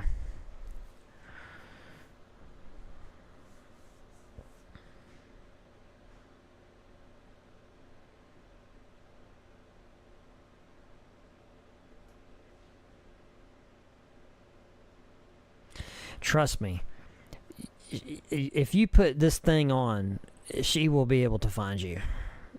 I mean, God, man, I'm serious. When I tell you, I'm like looking at this thing, like for real.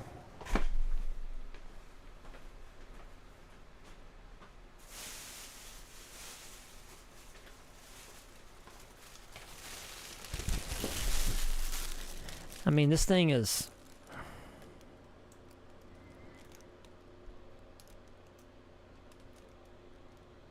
It puts me in a bad mood. I mean, this is atrocious. It sucks. I still want to know, like, where in the world of Teletubbies...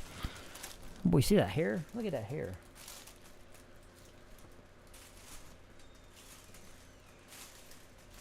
But yeah, I mean, where in the world does this camo pattern work? I mean, with purple, like a burnt purple in it. Like, where are you hiding with this crap on? I don't get it.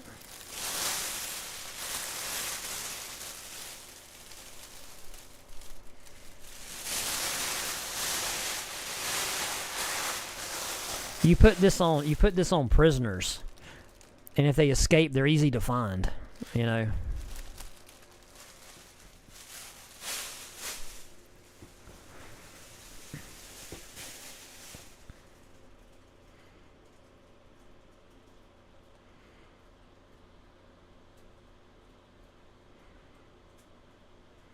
Man, dude, man, a bunch of y'all got Daniel defenses. What is going on here? Your truck and fur babies are schnauzers. Lucy and Ethel. Okay, that's cool.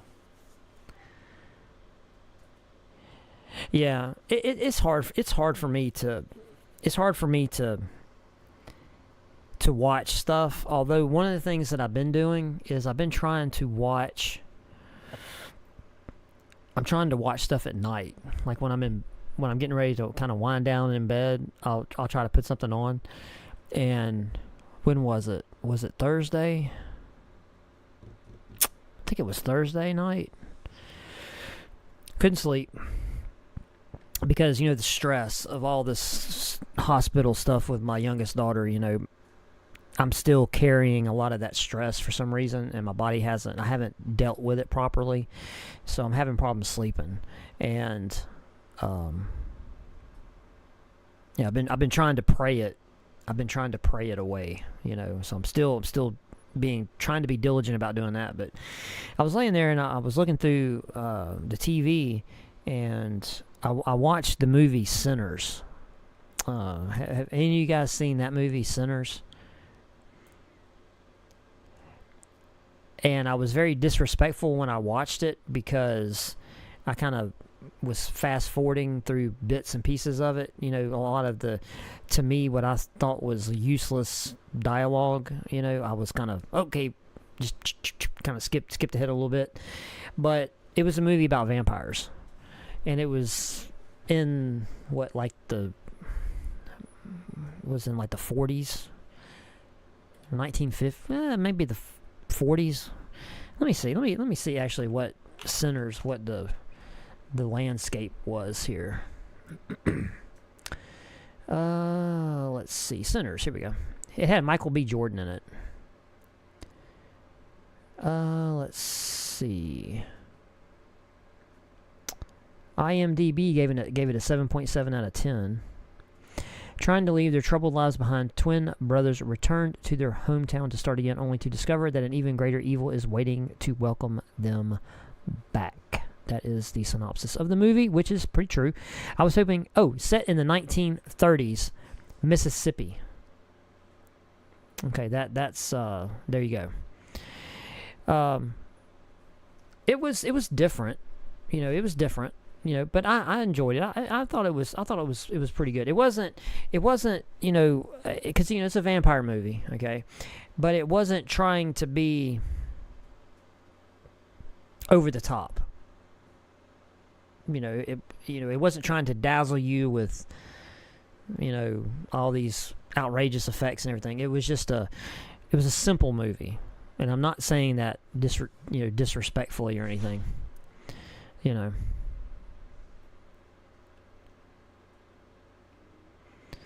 Yeah, no, I need to hit the range. Would it hide your food if a bear came through? Man, hell no. The bear would eat that and the food. I saw Sinners. It was a home video, so different. Yes, it was. Sinners was. It was different. It was different, and not in a bad way. I thought that the acting was good. Like, I didn't have a problem with the acting. I didn't have a problem with the characters. I didn't have a problem with the execution of the plot. You know, it's just, I think in this world we live in of movies that try to be so convoluted and so over the top, you know, because I think, you know, it's everybody's, your average moviegoer is pretty desensitized, you know, to a lot of things. So movies have to push the boundaries more and more. This movie, Sinners, it really didn't do that. It was a very simple movie. And I'm sorry, I'll move off of that, but it you know, I enjoyed it.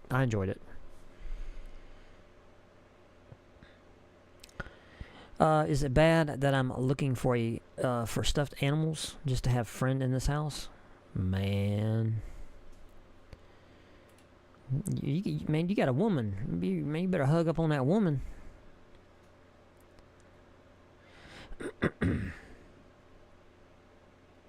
I don't know why, but the live film video style of Paranormal Activity movies was some of the creepiest stuff I've seen. Just now. Just how it was filmed, yeah. I have no friends, just acquaintances. Friends want you to help move. That's true, Daniel. Especially if you have a truck. I have truck and trailer. So, yes. Suddenly, if your friends are, hey, man, I just bought a refrigerator from Lowe's. Are you busy? Because not only do you get to transport said refrigerator, you get to help me load it, unload it, set it, and thank you. I'm too lazy. I'm like, bro, I ain't got time for all that.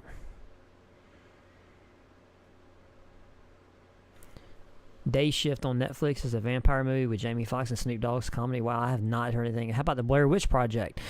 Yes, I remember the Blair Witch Project when it first came out. And the Blair Witch Project was a very interesting experiment in trying to control social media and your message. It was I think it was a very ambitious thing to even try to do the Blair Witch Project, because half of the undertaking of Blair Witch Project was not the movie. It was the perception of what the Blair Witch Project was. They wanted to put out there subliminally and in your face that the Blair Witch Project was a collection of tapes that were found in the woods when they were searching for a bunch of, you know, these people that were missing. And I think wasn't the setting of Blair Witch Project in like Pennsylvania or somewhere, because they even got like local news in on it, and I remember a whole lot about that. And I remember that because all right, if you know that, well, there's no way that if this was true, that these tapes get shown in a movie theater, right? But that wasn't the point. The point was to plant the seed in the back of your head that these tapes were authentic. And then to put the hype out about it. And it worked. Psychologically, to a large portion of people that went saw Blair Witch Project, it worked. It scared the bejesus out of a lot of people.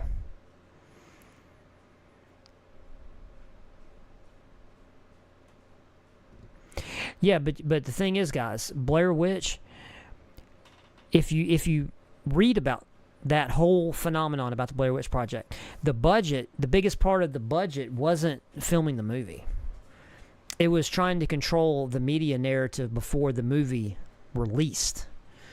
They wanted people thinking that this was some tapes found of some people that went missing in the woods.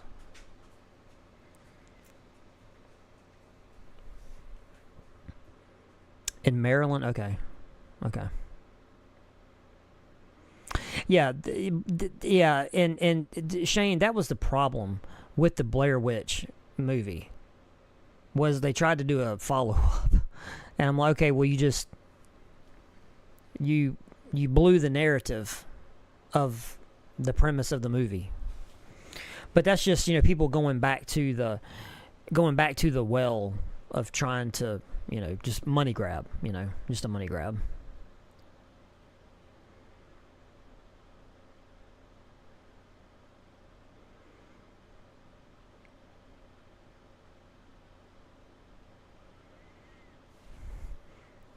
That's true, Popo. They spent more money on the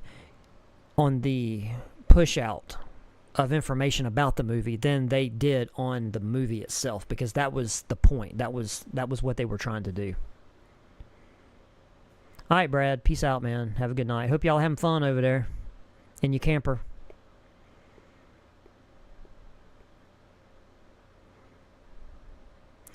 But what's interesting, when you talk about, and I'm really not trying to derail this, but when you talk about older movies, especially horror movies, when there wasn't so much visual things that they could do for the movie, like we can today with CGI, they had to use psychology to scare you, which was what was so good about, Jason, and, lower budget, on the scary factor of it. Let's see. Hang on, I want to kind of give y'all a perspective real quick. I'm trying to find the correct information though.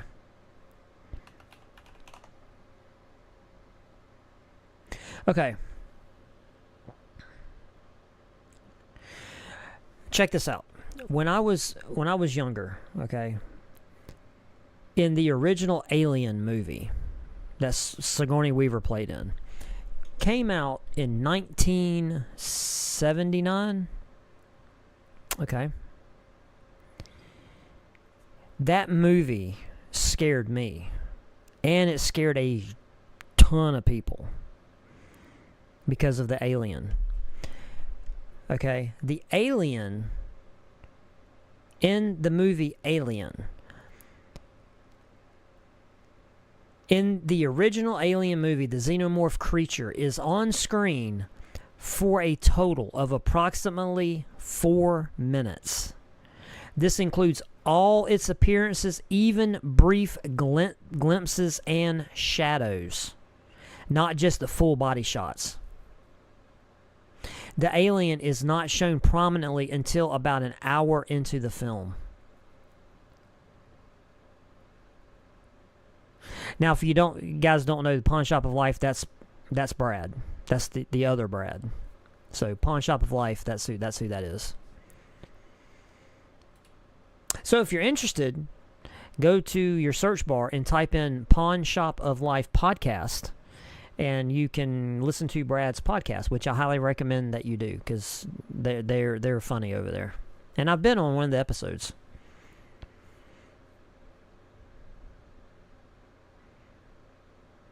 Okay, so you got arachnophobia freaked you out. Yeah, I don't like spiders either, man.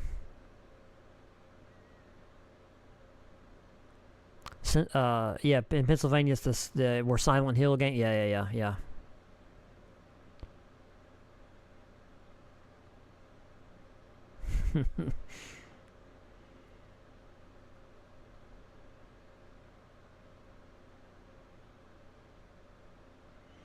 Yeah, the Alien movies, man, I really enjoyed it. And I'm gonna tell you something, man. I loved out of that. You know, a lot of those were abysmal movies, but the second one, Aliens, I freaking loved Aliens. Absolutely loved it. To me, that was the best one in that entire universe of movies, was the second one, Aliens. And it was because of the scene where they got attacked. And they regrouped in the base. And who was it? It's such a shame because he's not alive anymore. He passed. Bill Paxton. When,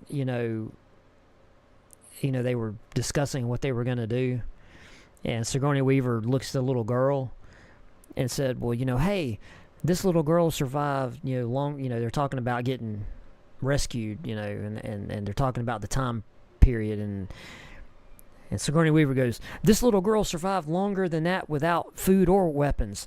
And Bill Paxton goes, freaking out, and he goes, well, good, why don't you just put her in charge, And I just, man, I love Bill Paxton in that movie.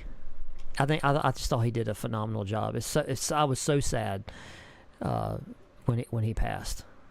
I really felt it when I heard that he passed, because I was like, man, he was such a good actor. Yes, yeah, that's a good one, Popo. The Fly. For the time The Fly came out, that movie freaked out a lot of people. And it's small things, like Jaws. Dun it, dun it, dun it, dun it, Jaws, I remember Jaws when I was a kid. It had people scared to death to go in the damn ocean. I mean, people were scared to death. I mean, back then, if any of you guys are my age or older, there were people making shark fins to put on their back at the beach to scare the shit out of people. And it worked. That people watch Jaws, they would be terrified to get in the water. Yeah, Predator was a good movie. The first Predator movie with Arnold Schwarzenegger. I remember watching that movie when it came out. What year did Predator come out? That's a good question. I know it was in the 80s. But was it mid, early, or late 80s? Oh, 87 was Predator. But, that was an amazingly good movie. A science fiction movie. Predator. Especially because you could watch Predator today. Like, if you've never seen Predator, you could. I feel that you could watch that movie today and be like, man, that was a good movie. Even with, like I said, the technology that we have today, and think, well, this movie was made in 1987. And it was still a very, very enjoyable movie. Okay, 556 is out. All right, Crazy, you're out. Hey, I appreciate you for gifting the memberships, and don't be a stranger. Definitely come back and hang around. Bill Paxton was top tier, yeah. Yeah, he was top tier. Yeah, Daniel, dude, I cannot bring myself to watch that new Twister movie. Because Bill Paxton and Helen Hunt made that Twister movie. I love that movie just for Bill Paxton and Helen Hunt. And I'm going to say this, and maybe nobody else agrees, but, I early in her career, I was a huge fan of Helen. Well, I still am. I'm not going to say I'm not. I loved Helen Hunt. I really, really liked her as an actress. The series that she did, Mad About You, with Paul Reiser, I loved it. I've got it on DVD. I've got the complete set on DVD. Yeah, Gremlins is a classic. Yeah, if you grew up in the 80s, yeah, Gremlins is a staple, Jaws is a staple, Star Wars, that 80s period, dipping into the 70s, things that were still relevant going into the 80s. The 80s had the best to me of everything. I mean, growing up, I was born in 1974, so I was the perfect time going into the 80s. We had malls. We had malls the way they were supposed to be, where malls were not just commerce, but they were social. You went to the mall to hang out, at the arcades in the malls. Dude, I have such good memories of Aladdin's Castle, here in our mall. We had the best cartoons, in the 80s. Your peer group of friends when you were growing up in the 80s, you knew Saturday you were not doing nothing till like 2 in the afternoon. Saturday you had your cereal picked out, your bowl, and you had a smorgasbord of cartoons that you were watching all, half the day. Whether it was like Masters of the Universe, G.I. Joe, Transformers. I mean, dude, we had Thundercats. We had all of the best cartoons. Yeah, a lot of the practical effects of older movies still stand the test of time. Absolutely. You hated the new Twister? Well, I haven't seen it, so I don't think I'm going to see it.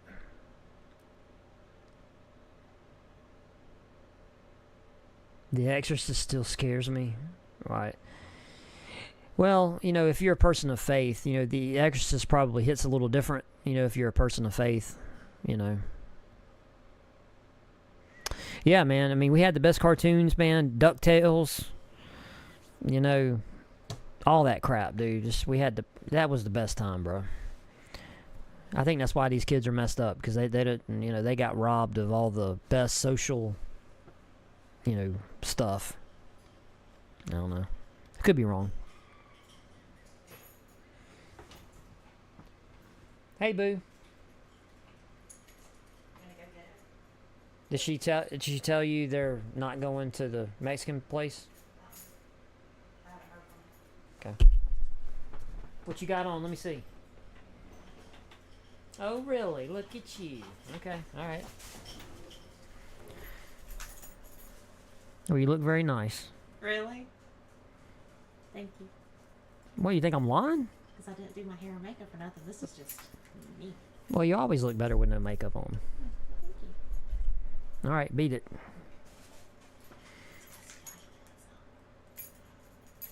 It's different.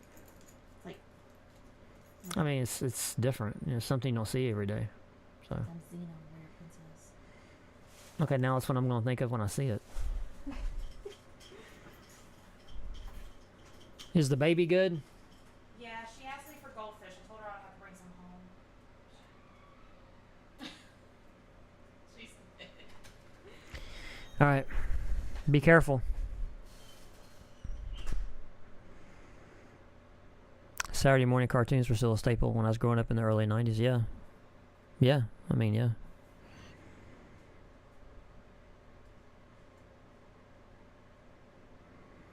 Yeah, I mean, I just, I don't know. This is going to be a broken record. I miss the... Everything is so not personal now. Everybody is... I mean, like, hell, nowadays, people don't even got time to call you. They can't even be bothered to call you. You just send somebody a text, And what's funny is I'm like, yeah, when I grew up, we called our buddy at their house, and they didn't pick up. We left a message on an answering machine, and then that initiated a whole change of our plans, because now we have to stay at home by the phone anticipating them getting the message and calling us. And we go from that to people too busy to even send you a text message. You know, I mean, it's ridiculous when you think about it.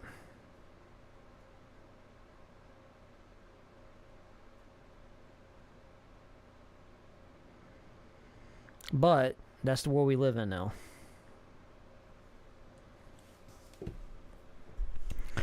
Robotech was one of my favorites. That's cool. Yeah, I mean, everybody.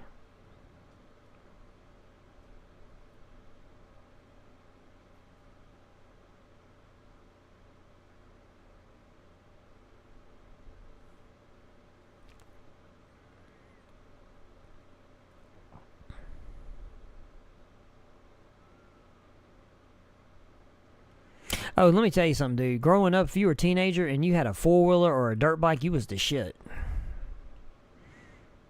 You immediately had friends. If you had a four-wheeler or a three-wheeler or a dirt bike, you had friends. There's no way that you had a four-wheeler in your neighborhood and you did not have friends. That's impossible. Didn't happen.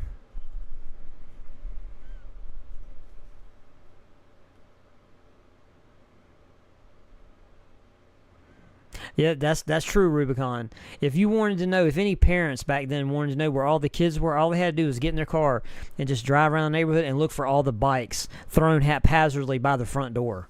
There would just be a pile of BMX bikes. And you're like, okay, all the kids they're over there at so-and-so's house. That's true. That's absolutely true. And what's crazy about that, in the car show scene, right? Because I am in the lowrider, 80s, 90s era of mini trucking. There has been a huge resurgence of people trying to find old BMX bikes and restoring them, and they mount them in the bed of the pickup trucks. But let me tell you something, man. Like, there was a dude at this show I just went to, Scraping the Coast. He had a Phantom Mag Scrambler that looked like it just came from Kmart. I was blown away. And I was talking to the guy that owned the truck, and he had the bike in the bed, sitting in the bed. And I was like, God dang, man. I said, that bike is amazing. And he told me, he said, if I told you how much I paid for that bike, he said, it'll make you sick. He paid so much money for that bike.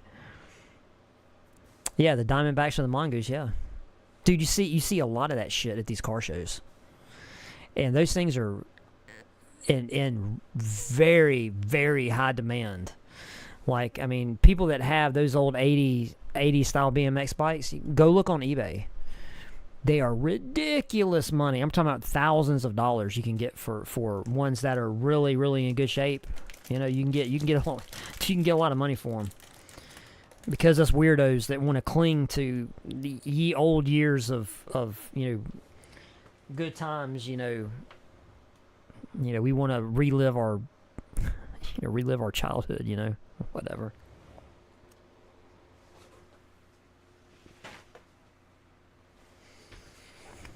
I just looked over there and forgot I had one more donut left. I thought I ate all of them.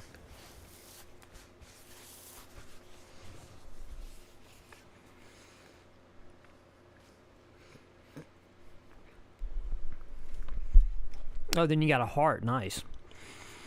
I didn't watch cartoons on the weekends. I spent Friday nights. Hey, Cynthia, that's what I did. Friday nights at the skating rink. Saturdays was cartoons. Saturday nights was the mall. Let me tell you something. That was a ballin' ass weekend. If Friday, I went to the skating rink. Okay, Friday night, 7 to 10:30, skating rink. Saturday morning cartoons. Saturday night, or Saturday midday to all night at the mall. Bro, That was the best weekend you could have had. You could not have asked for a better weekend when I was a kid, when I was younger.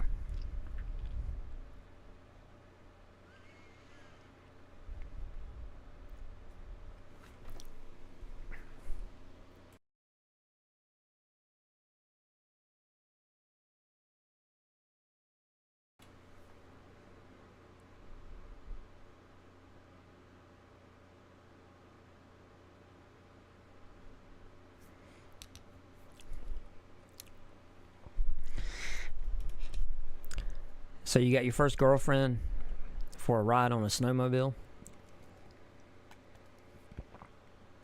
Yeah, I know what you did. You got her up there and you cut the engine off. And you said, all right, now this is what we're going to do.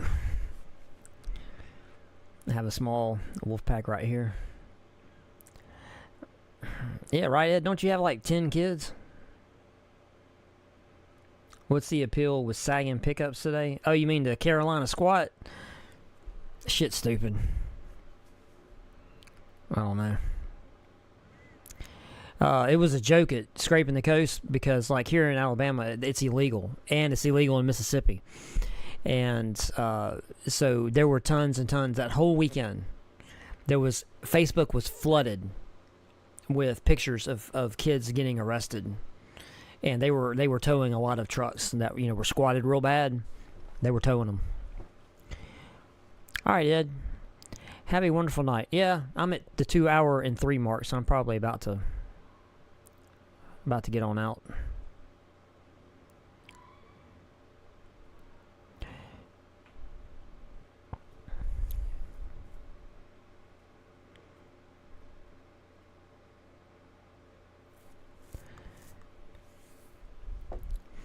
Yeah, Daniel, we were always outside too, except for, the cartoon day. But yeah, we would be I lived out, I didn't live in the city. So there was nothing but woods. We would, every day we was out in the woods, building forts. We would go like 5 miles to where, they were building a neighborhood and we were the badass kids that went in there with a skateboard.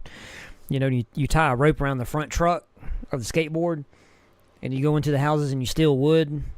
You find you some plywood, you put it on top of the skateboard, and then you take boards and shit, and you throw it on top of that, and then you pull it. You pull it all the way back. So we were those bad kids. And then we take them in the woods, and then we build our fort. So yeah.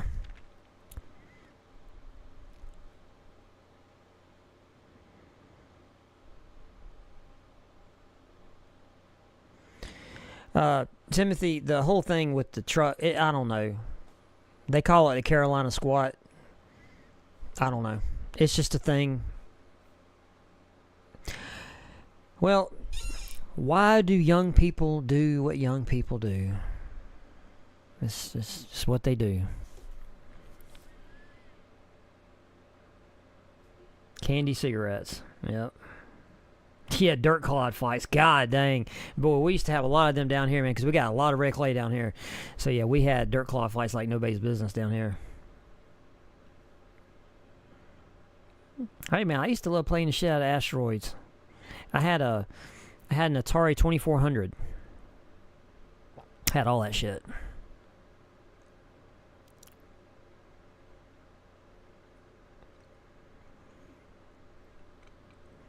No, definitely not Green Pinecone Wars. God dang, bro. You talking about skinning somebody up with them green pine cones, man. Them things were hard as bricks, man.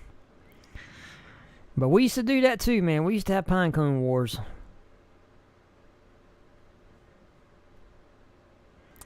Damn, Cynthia, Friday night skating rink was 7 p.m. until 6 a.m. Jesus. Yeah, we didn't have stuff like that. We were 7 to 10:30 down here. Yeah, 3.5 hours.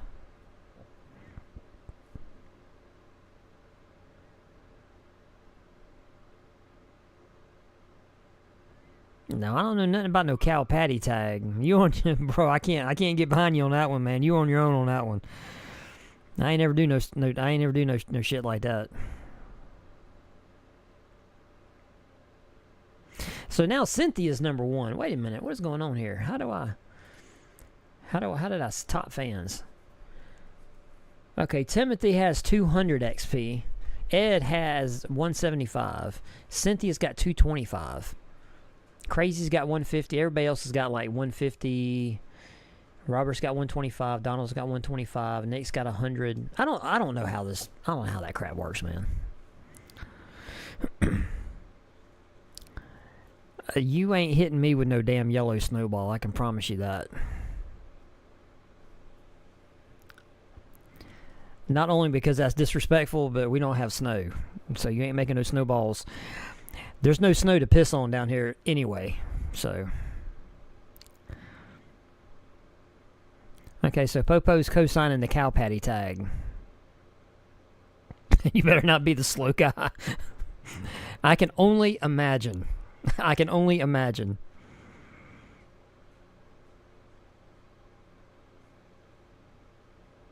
Yeah, Cynthia, we used to do that every now and then. We would go to a movie theater, you know, and we'd close it down, you know, watch like 3 movies in a row, you know. And sometimes the movie theater would do them crazy all-nighters, you know, till like 3, 4 in the morning. And we would do stuff like that every now and then. But, you know, like most towns, you know, we had a dollar movie theater that played older movies. You know, shit that's been out for, you know, quite some time, but you only pay $1, you know. And they would go till really late, like 3, 4 in the morning. Just make sure you never run backwards in the cornfield. Amen to that. Now you gotta watch your pie hole, yo.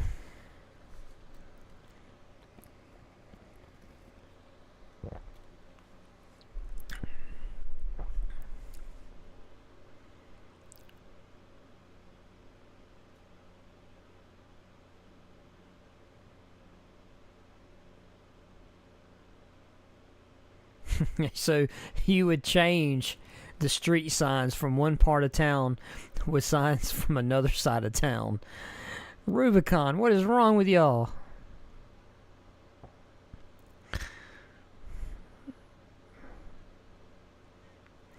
We had a guy, you know, because we had like 3 hangout places, you know, where we would loiter when we were teenagers, when everybody had vehicles. And you know, the cops would come in when the crowd got really big. Like the crowd would get over 50 vehicles, you know, 50, 60 vehicles. You know, the cops would run you off. And we just, you know, we had a backup destination that we would go to. And one guy showed up with a Ronald McDonald statue in his truck that they had stole from a McDonald's. I can't condone that, but it was funny.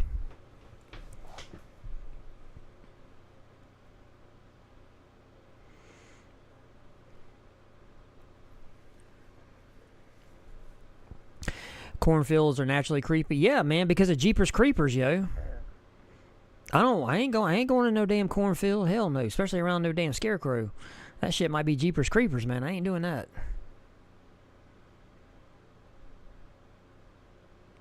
Do you know, I read a thing, and I don't know how true this is or not, but Jeepers Creepers, you know, on his van, you know, his tag was "Be Eating You." Do you know that the premise of the movie Jeepers Creepers was based off a couple that had a van in one of those square states that drove around and they kidnapped and they ate people? And they had a tag on the front that said "Be Eating You." And I said, you got to be kidding me, bro. I said, that's messed up.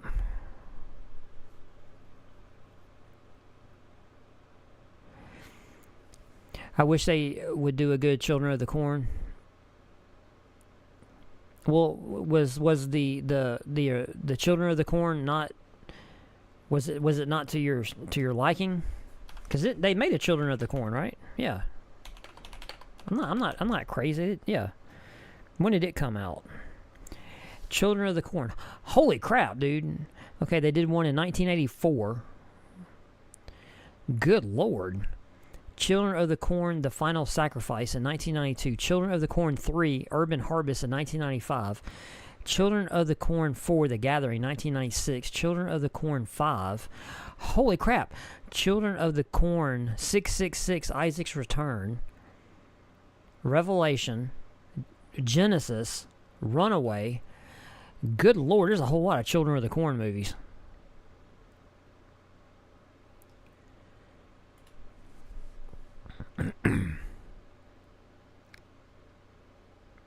Hell no, I don't mess with no scarecrows. Hell no.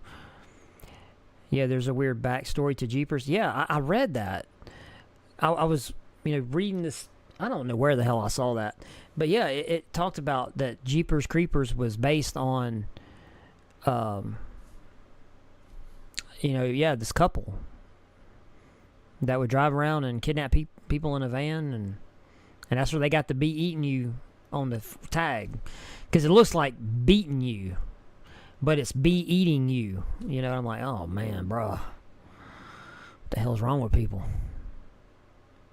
The devil is real, yo. It was creepy, but an updated would be cool. I hear you.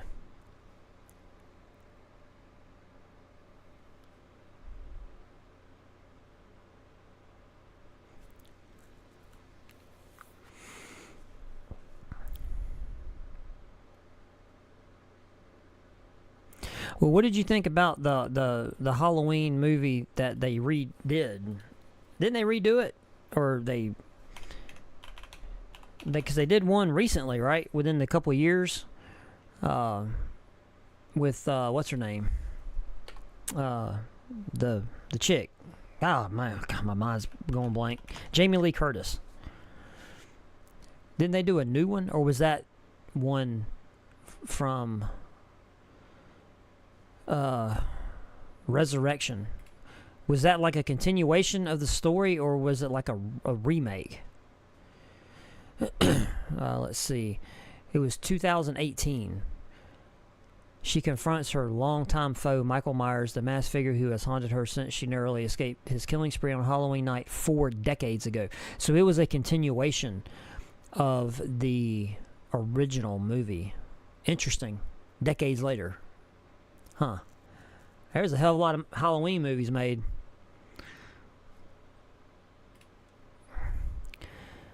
Oh, dude, Pumpkinhead was a good movie. Pumpkinhead was a really good movie. And I got something funny about Pumpkinhead. I know I'm not going to be able to find it, though.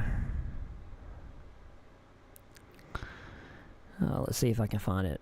Alright, so there's going to be a whole lot of dead air because I'm trying to find a picture.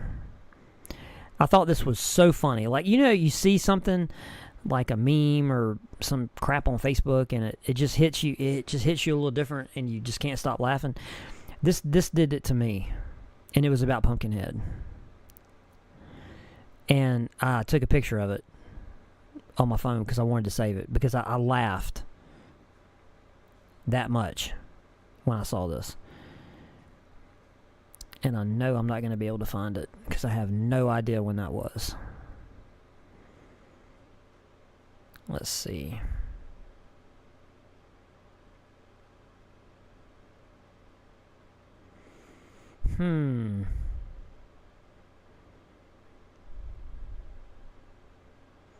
Alright, Cynthia, if you're out, have a wonderful night. I really greatly appreciate you hanging out. This giving me your time tonight. I really greatly appreciate you. Have a wonderful rest of your night.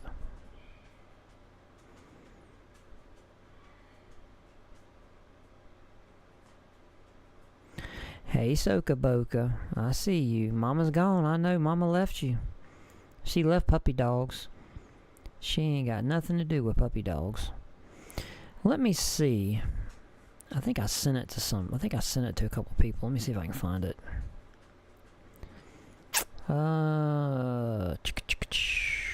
Let's see. I'm the worst YouTuber ever.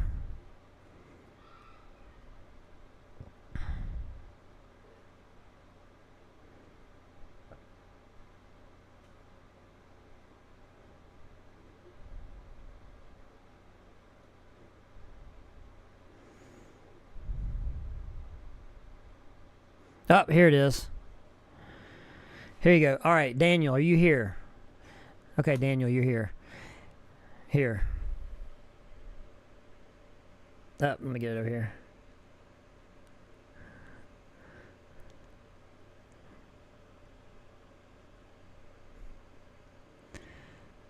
That right there was one of those things. I saw that. I could not stop laughing when I saw this. So much so that I saved it on my phone and I texted to a bunch of people that I know. And I said, dude, this is freaking hilarious. I think I downloaded the wrong Pumpkinhead movie. I'm still going to watch it, though. Oh, people are not right.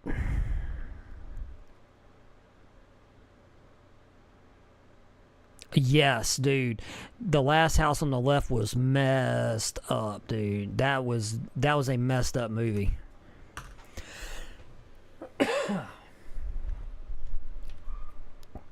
Yeah, House on the Left was another level of woe. Yeah, I agree with that. That's absolutely true. That is absolutely true. All right, Daniel. Yeah, that's hilarious. That was for you, buddy. That was just for you.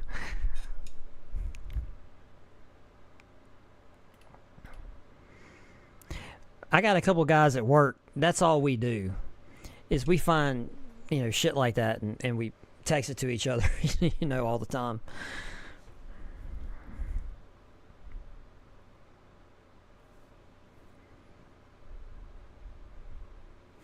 So,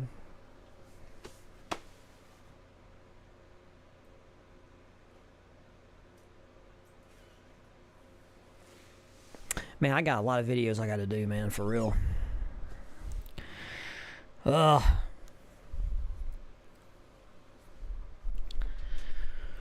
got a lot of content to make. Yeah, the Hill has eyes took it to another level. Yeah. The Hills Have Eyes. It creeped me out because I could see that. I could see that being real. Just a bunch of hobos that just happen to wander into this place that's soaked with radiation, and then it messes them up, and then they're just breeding, and you got all these messed up people running around underground. For some reason, I think that's why it scared me, because I'm like, boy, I could see this happening, in real life. I could see this, really being a thing,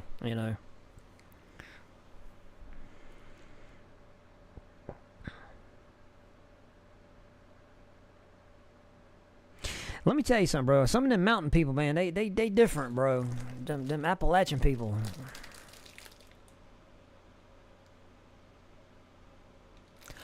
Oh, Cabin Fever was a weird movie, too. Hey, you want to see a messed up movie? Watch the, God, what was the name of that movie? Watch The Human Centipede. You want to see a messed up movie? Watch The Human Centipede. That's a messed up movie. And the most distressing part about that movie is they made a second one.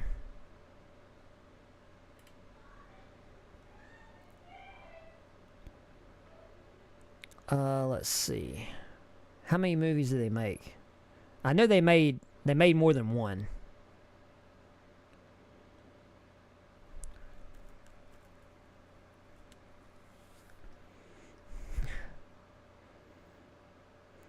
Dude, they made a second one and a third one. Bro, that's not right.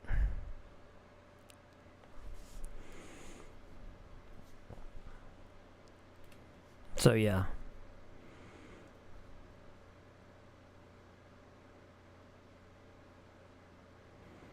Oh yeah, if you're talking about some of them foreign movies, yeah, man, them foreign movies can get raunchy. That's how I actually treated the Scream movies. Ghostface could be anyone on Halloween or whatever. Yeah.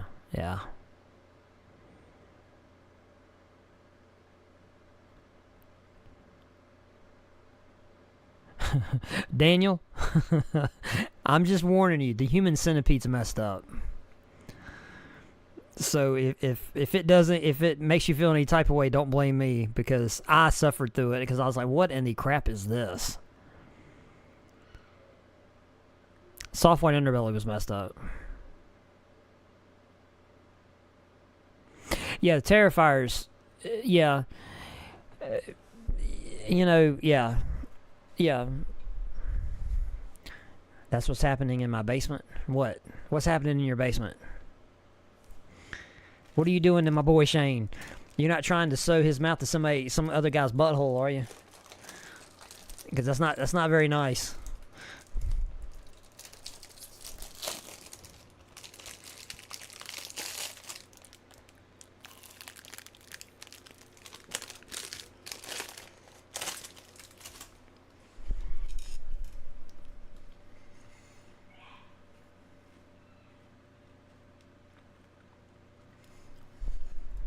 I watched some really cool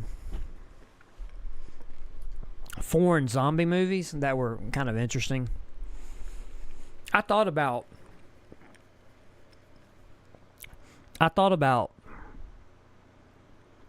trying to either write a book or film a very, very low budget zombie movie,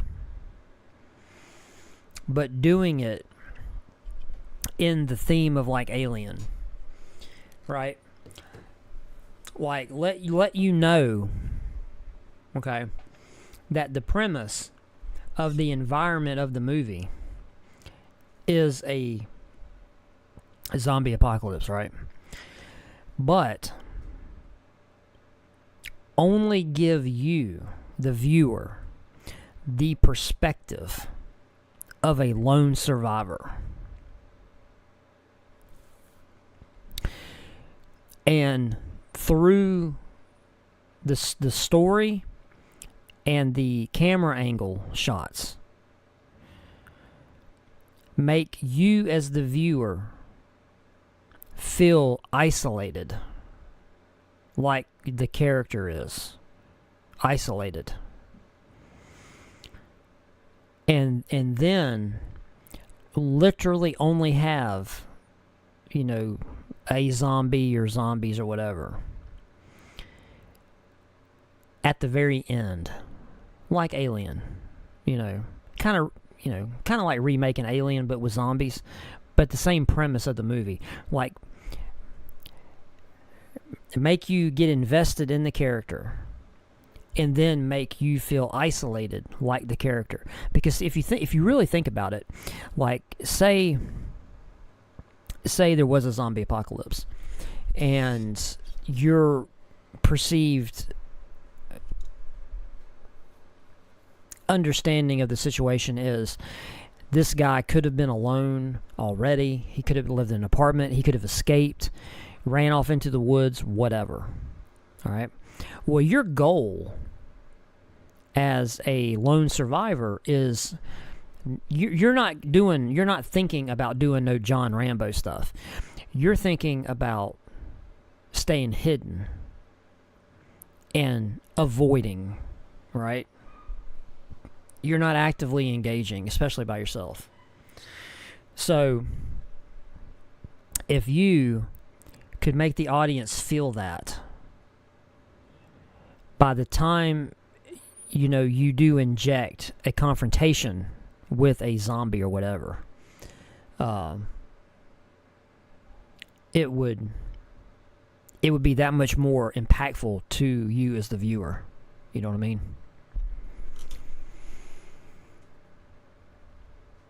Your favorite thriller, Silence of the Lambs, and Seven was messed up. Yeah, I will agree, Rubicon, on 7. Not so much Silence of the Lambs, but 7 was way more impactful to me than Silence of the Lambs. 7 was a messed up. 7 was it was a force of will movie.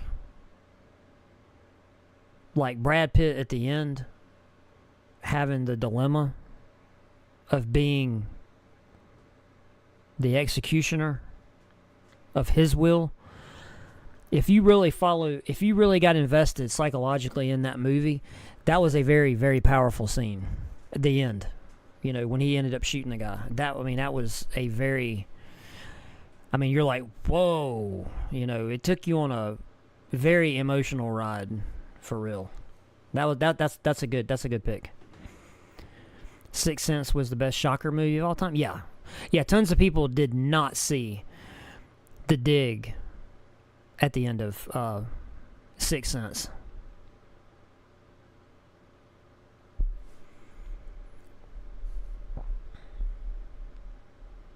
Frailty, yeah. Devil's Rejects made you actually feel bad for the bad guy. Yeah, yeah.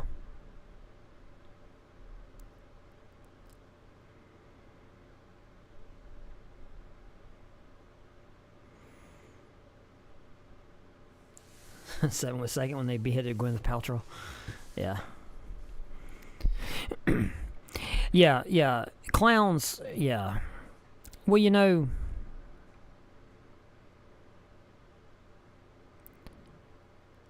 kind of makes you wonder about the psychology. And yeah, Killer Clowns from Outer Space was such a ridiculous movie, but just the depiction of the clowns made that movie scary. Because it was ridiculous. You know, it was a ridiculous movie, you know. But just... yeah.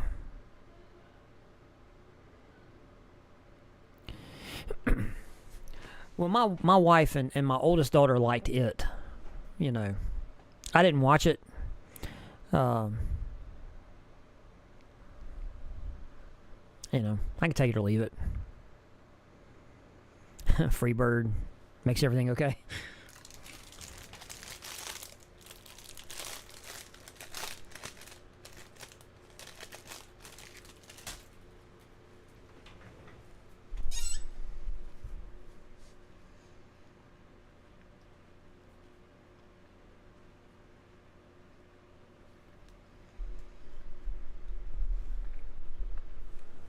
Well, I mean, Friday the 13th was bad. Nightmare on Elm Street was bad. You know, I remember watching the first Nightmare on Elm Street. Shit, that shit made me not want to go to sleep.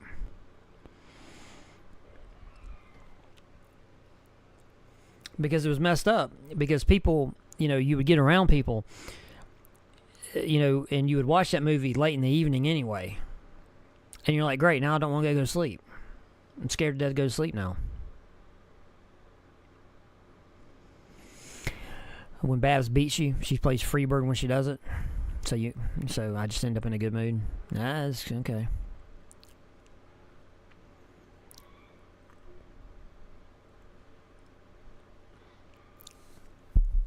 Yeah, some of them first movies, you know, the chop chop chop chop kill kill kill kill chop chop chop chop kill kill kill kill. You know, that stuff will freak you out. It'll raise your blood pressure when you hear it, you know. You notice the whole thing, you know, the camera angle shots, you know, the build up, the suspense, the music, you know, hitting certain frequencies, certain tones, you know, just raises your blood pressure, you know, and it stays with you. So then when you encounter those naturally out in the wild, you know, you're like, you start kind of freaking out. You're like, what the hell's wrong with me? You know?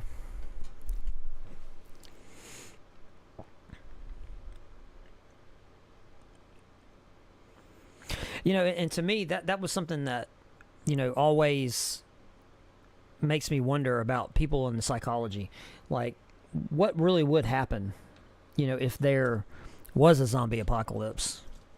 Nobody would make it. There would not be no pockets of survivors. Nobody would make it. The only people that would make it would be people that could completely divorce themselves from the situation altogether. Meaning, like, you had a bunker. You know, these people that have these survival bunkers, they would make it through. But everybody else, nobody would make it through. Because if you're just a normal person, or, you know, a person that has tons of supplies, you have a community of people, great. Well, you have your community of people, but you cannot practically defend acres upon acres upon acres of farming land. You are going to run in tons of zombies, and you are going to run in tons of other survivors. And you're going to run into bad people that have munitions that you're going to have to actively engage with. And here's the thing, it doesn't matter how well trained you are, how well organized you are. Murphy's Law can always get you. A stray round can always upset your perfect plan. And I'm of the opinion that if some apocalyptic thing were to happen, none of us would survive. And I'm not being negative or whatever. I'm just telling the truth, because I'm smart enough to understand how people are. A lot of these movies, that are these post-apocalyptic movies, where they show people when they try to band together. Like, look at The Walking Dead. I know The Walking Dead is completely asinine and ridiculous, but look at the premise of The Walking Dead. All those seasons, what were all of those seasons of The Walking Dead really about? It wasn't about the zombies. The zombies were hardly a threat in The Walking Dead. The biggest threat in The Walking Dead series was other people. All of the most traumatic things that happened in The Walking Dead happened because of other non-zombied people.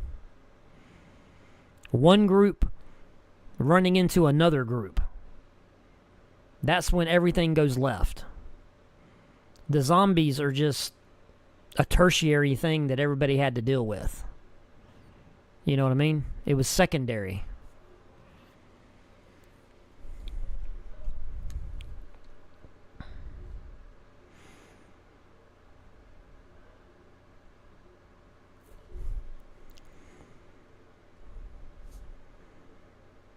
Yeah, original Pet Sematary is messed up.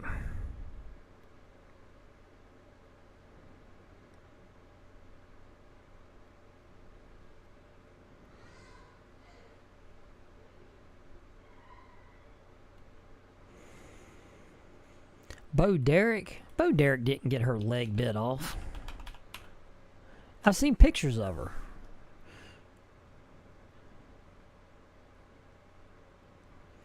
I remember when I was a kid watching that movie 10. Bruh. She look rough now. But she old though. She's still alive. Damn, she's 68. God, dog. Man, that woman, she up there.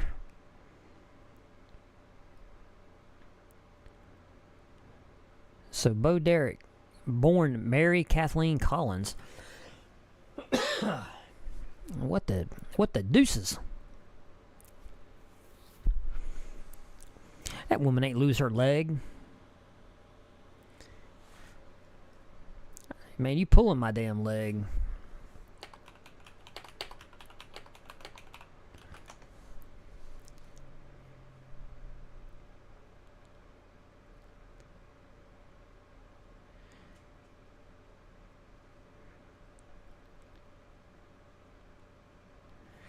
What in the hell was Orca? I never saw that movie. 1977.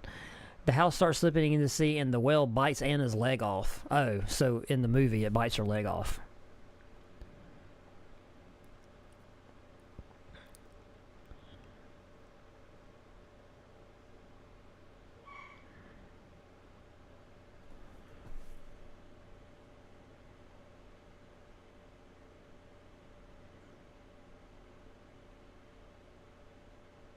I gave up on The Walking Dead too, so don't feel bad, Shane. And it's one of those things where I really want to go back and pick it up and watch it again. I can't find the will to do it. So, first time you seen Bo Derek was in Tommy Boy? Oh man, Tommy Boy was awesome. She's got magic legs. Yeah. Alright. On that note, I'm gonna call it a night.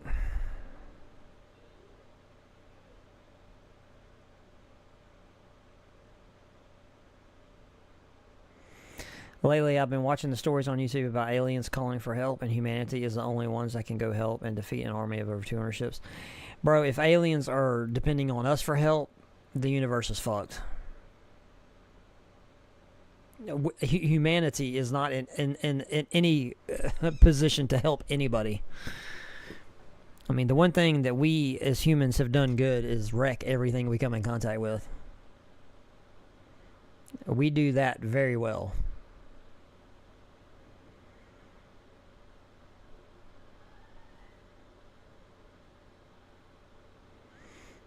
Did any of you guys ever go, when we were talking about the audiobooks and stuff, did any of you guys ever go listen to The Black Ship on YouTube? Like if you just open, I think you can just type in The Black Ship on YouTube and I think it'll come up.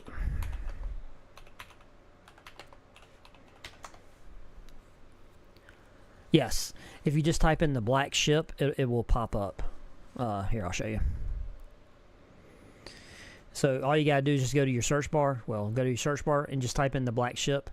This will come up. It's really good.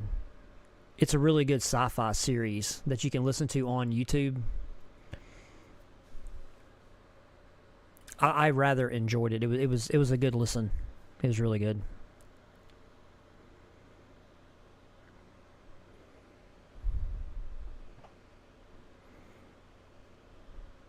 So F1 was a good movie, huh? So Brad Pitt did a good job.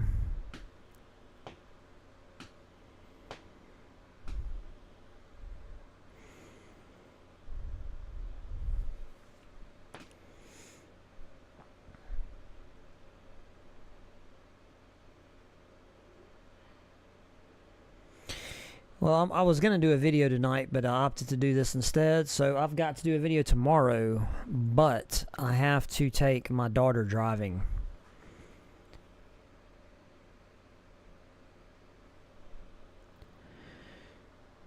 She doesn't want to drive, but she's starting college. She just graduated high school, and she's not 18 yet. She's 17, and I have to get her a driver's license. And plus two, I about got to pay a first semester college bill, which sucks.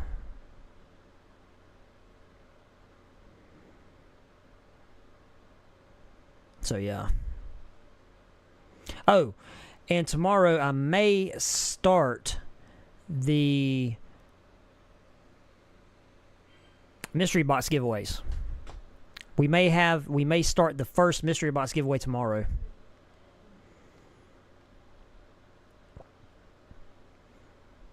So, yeah.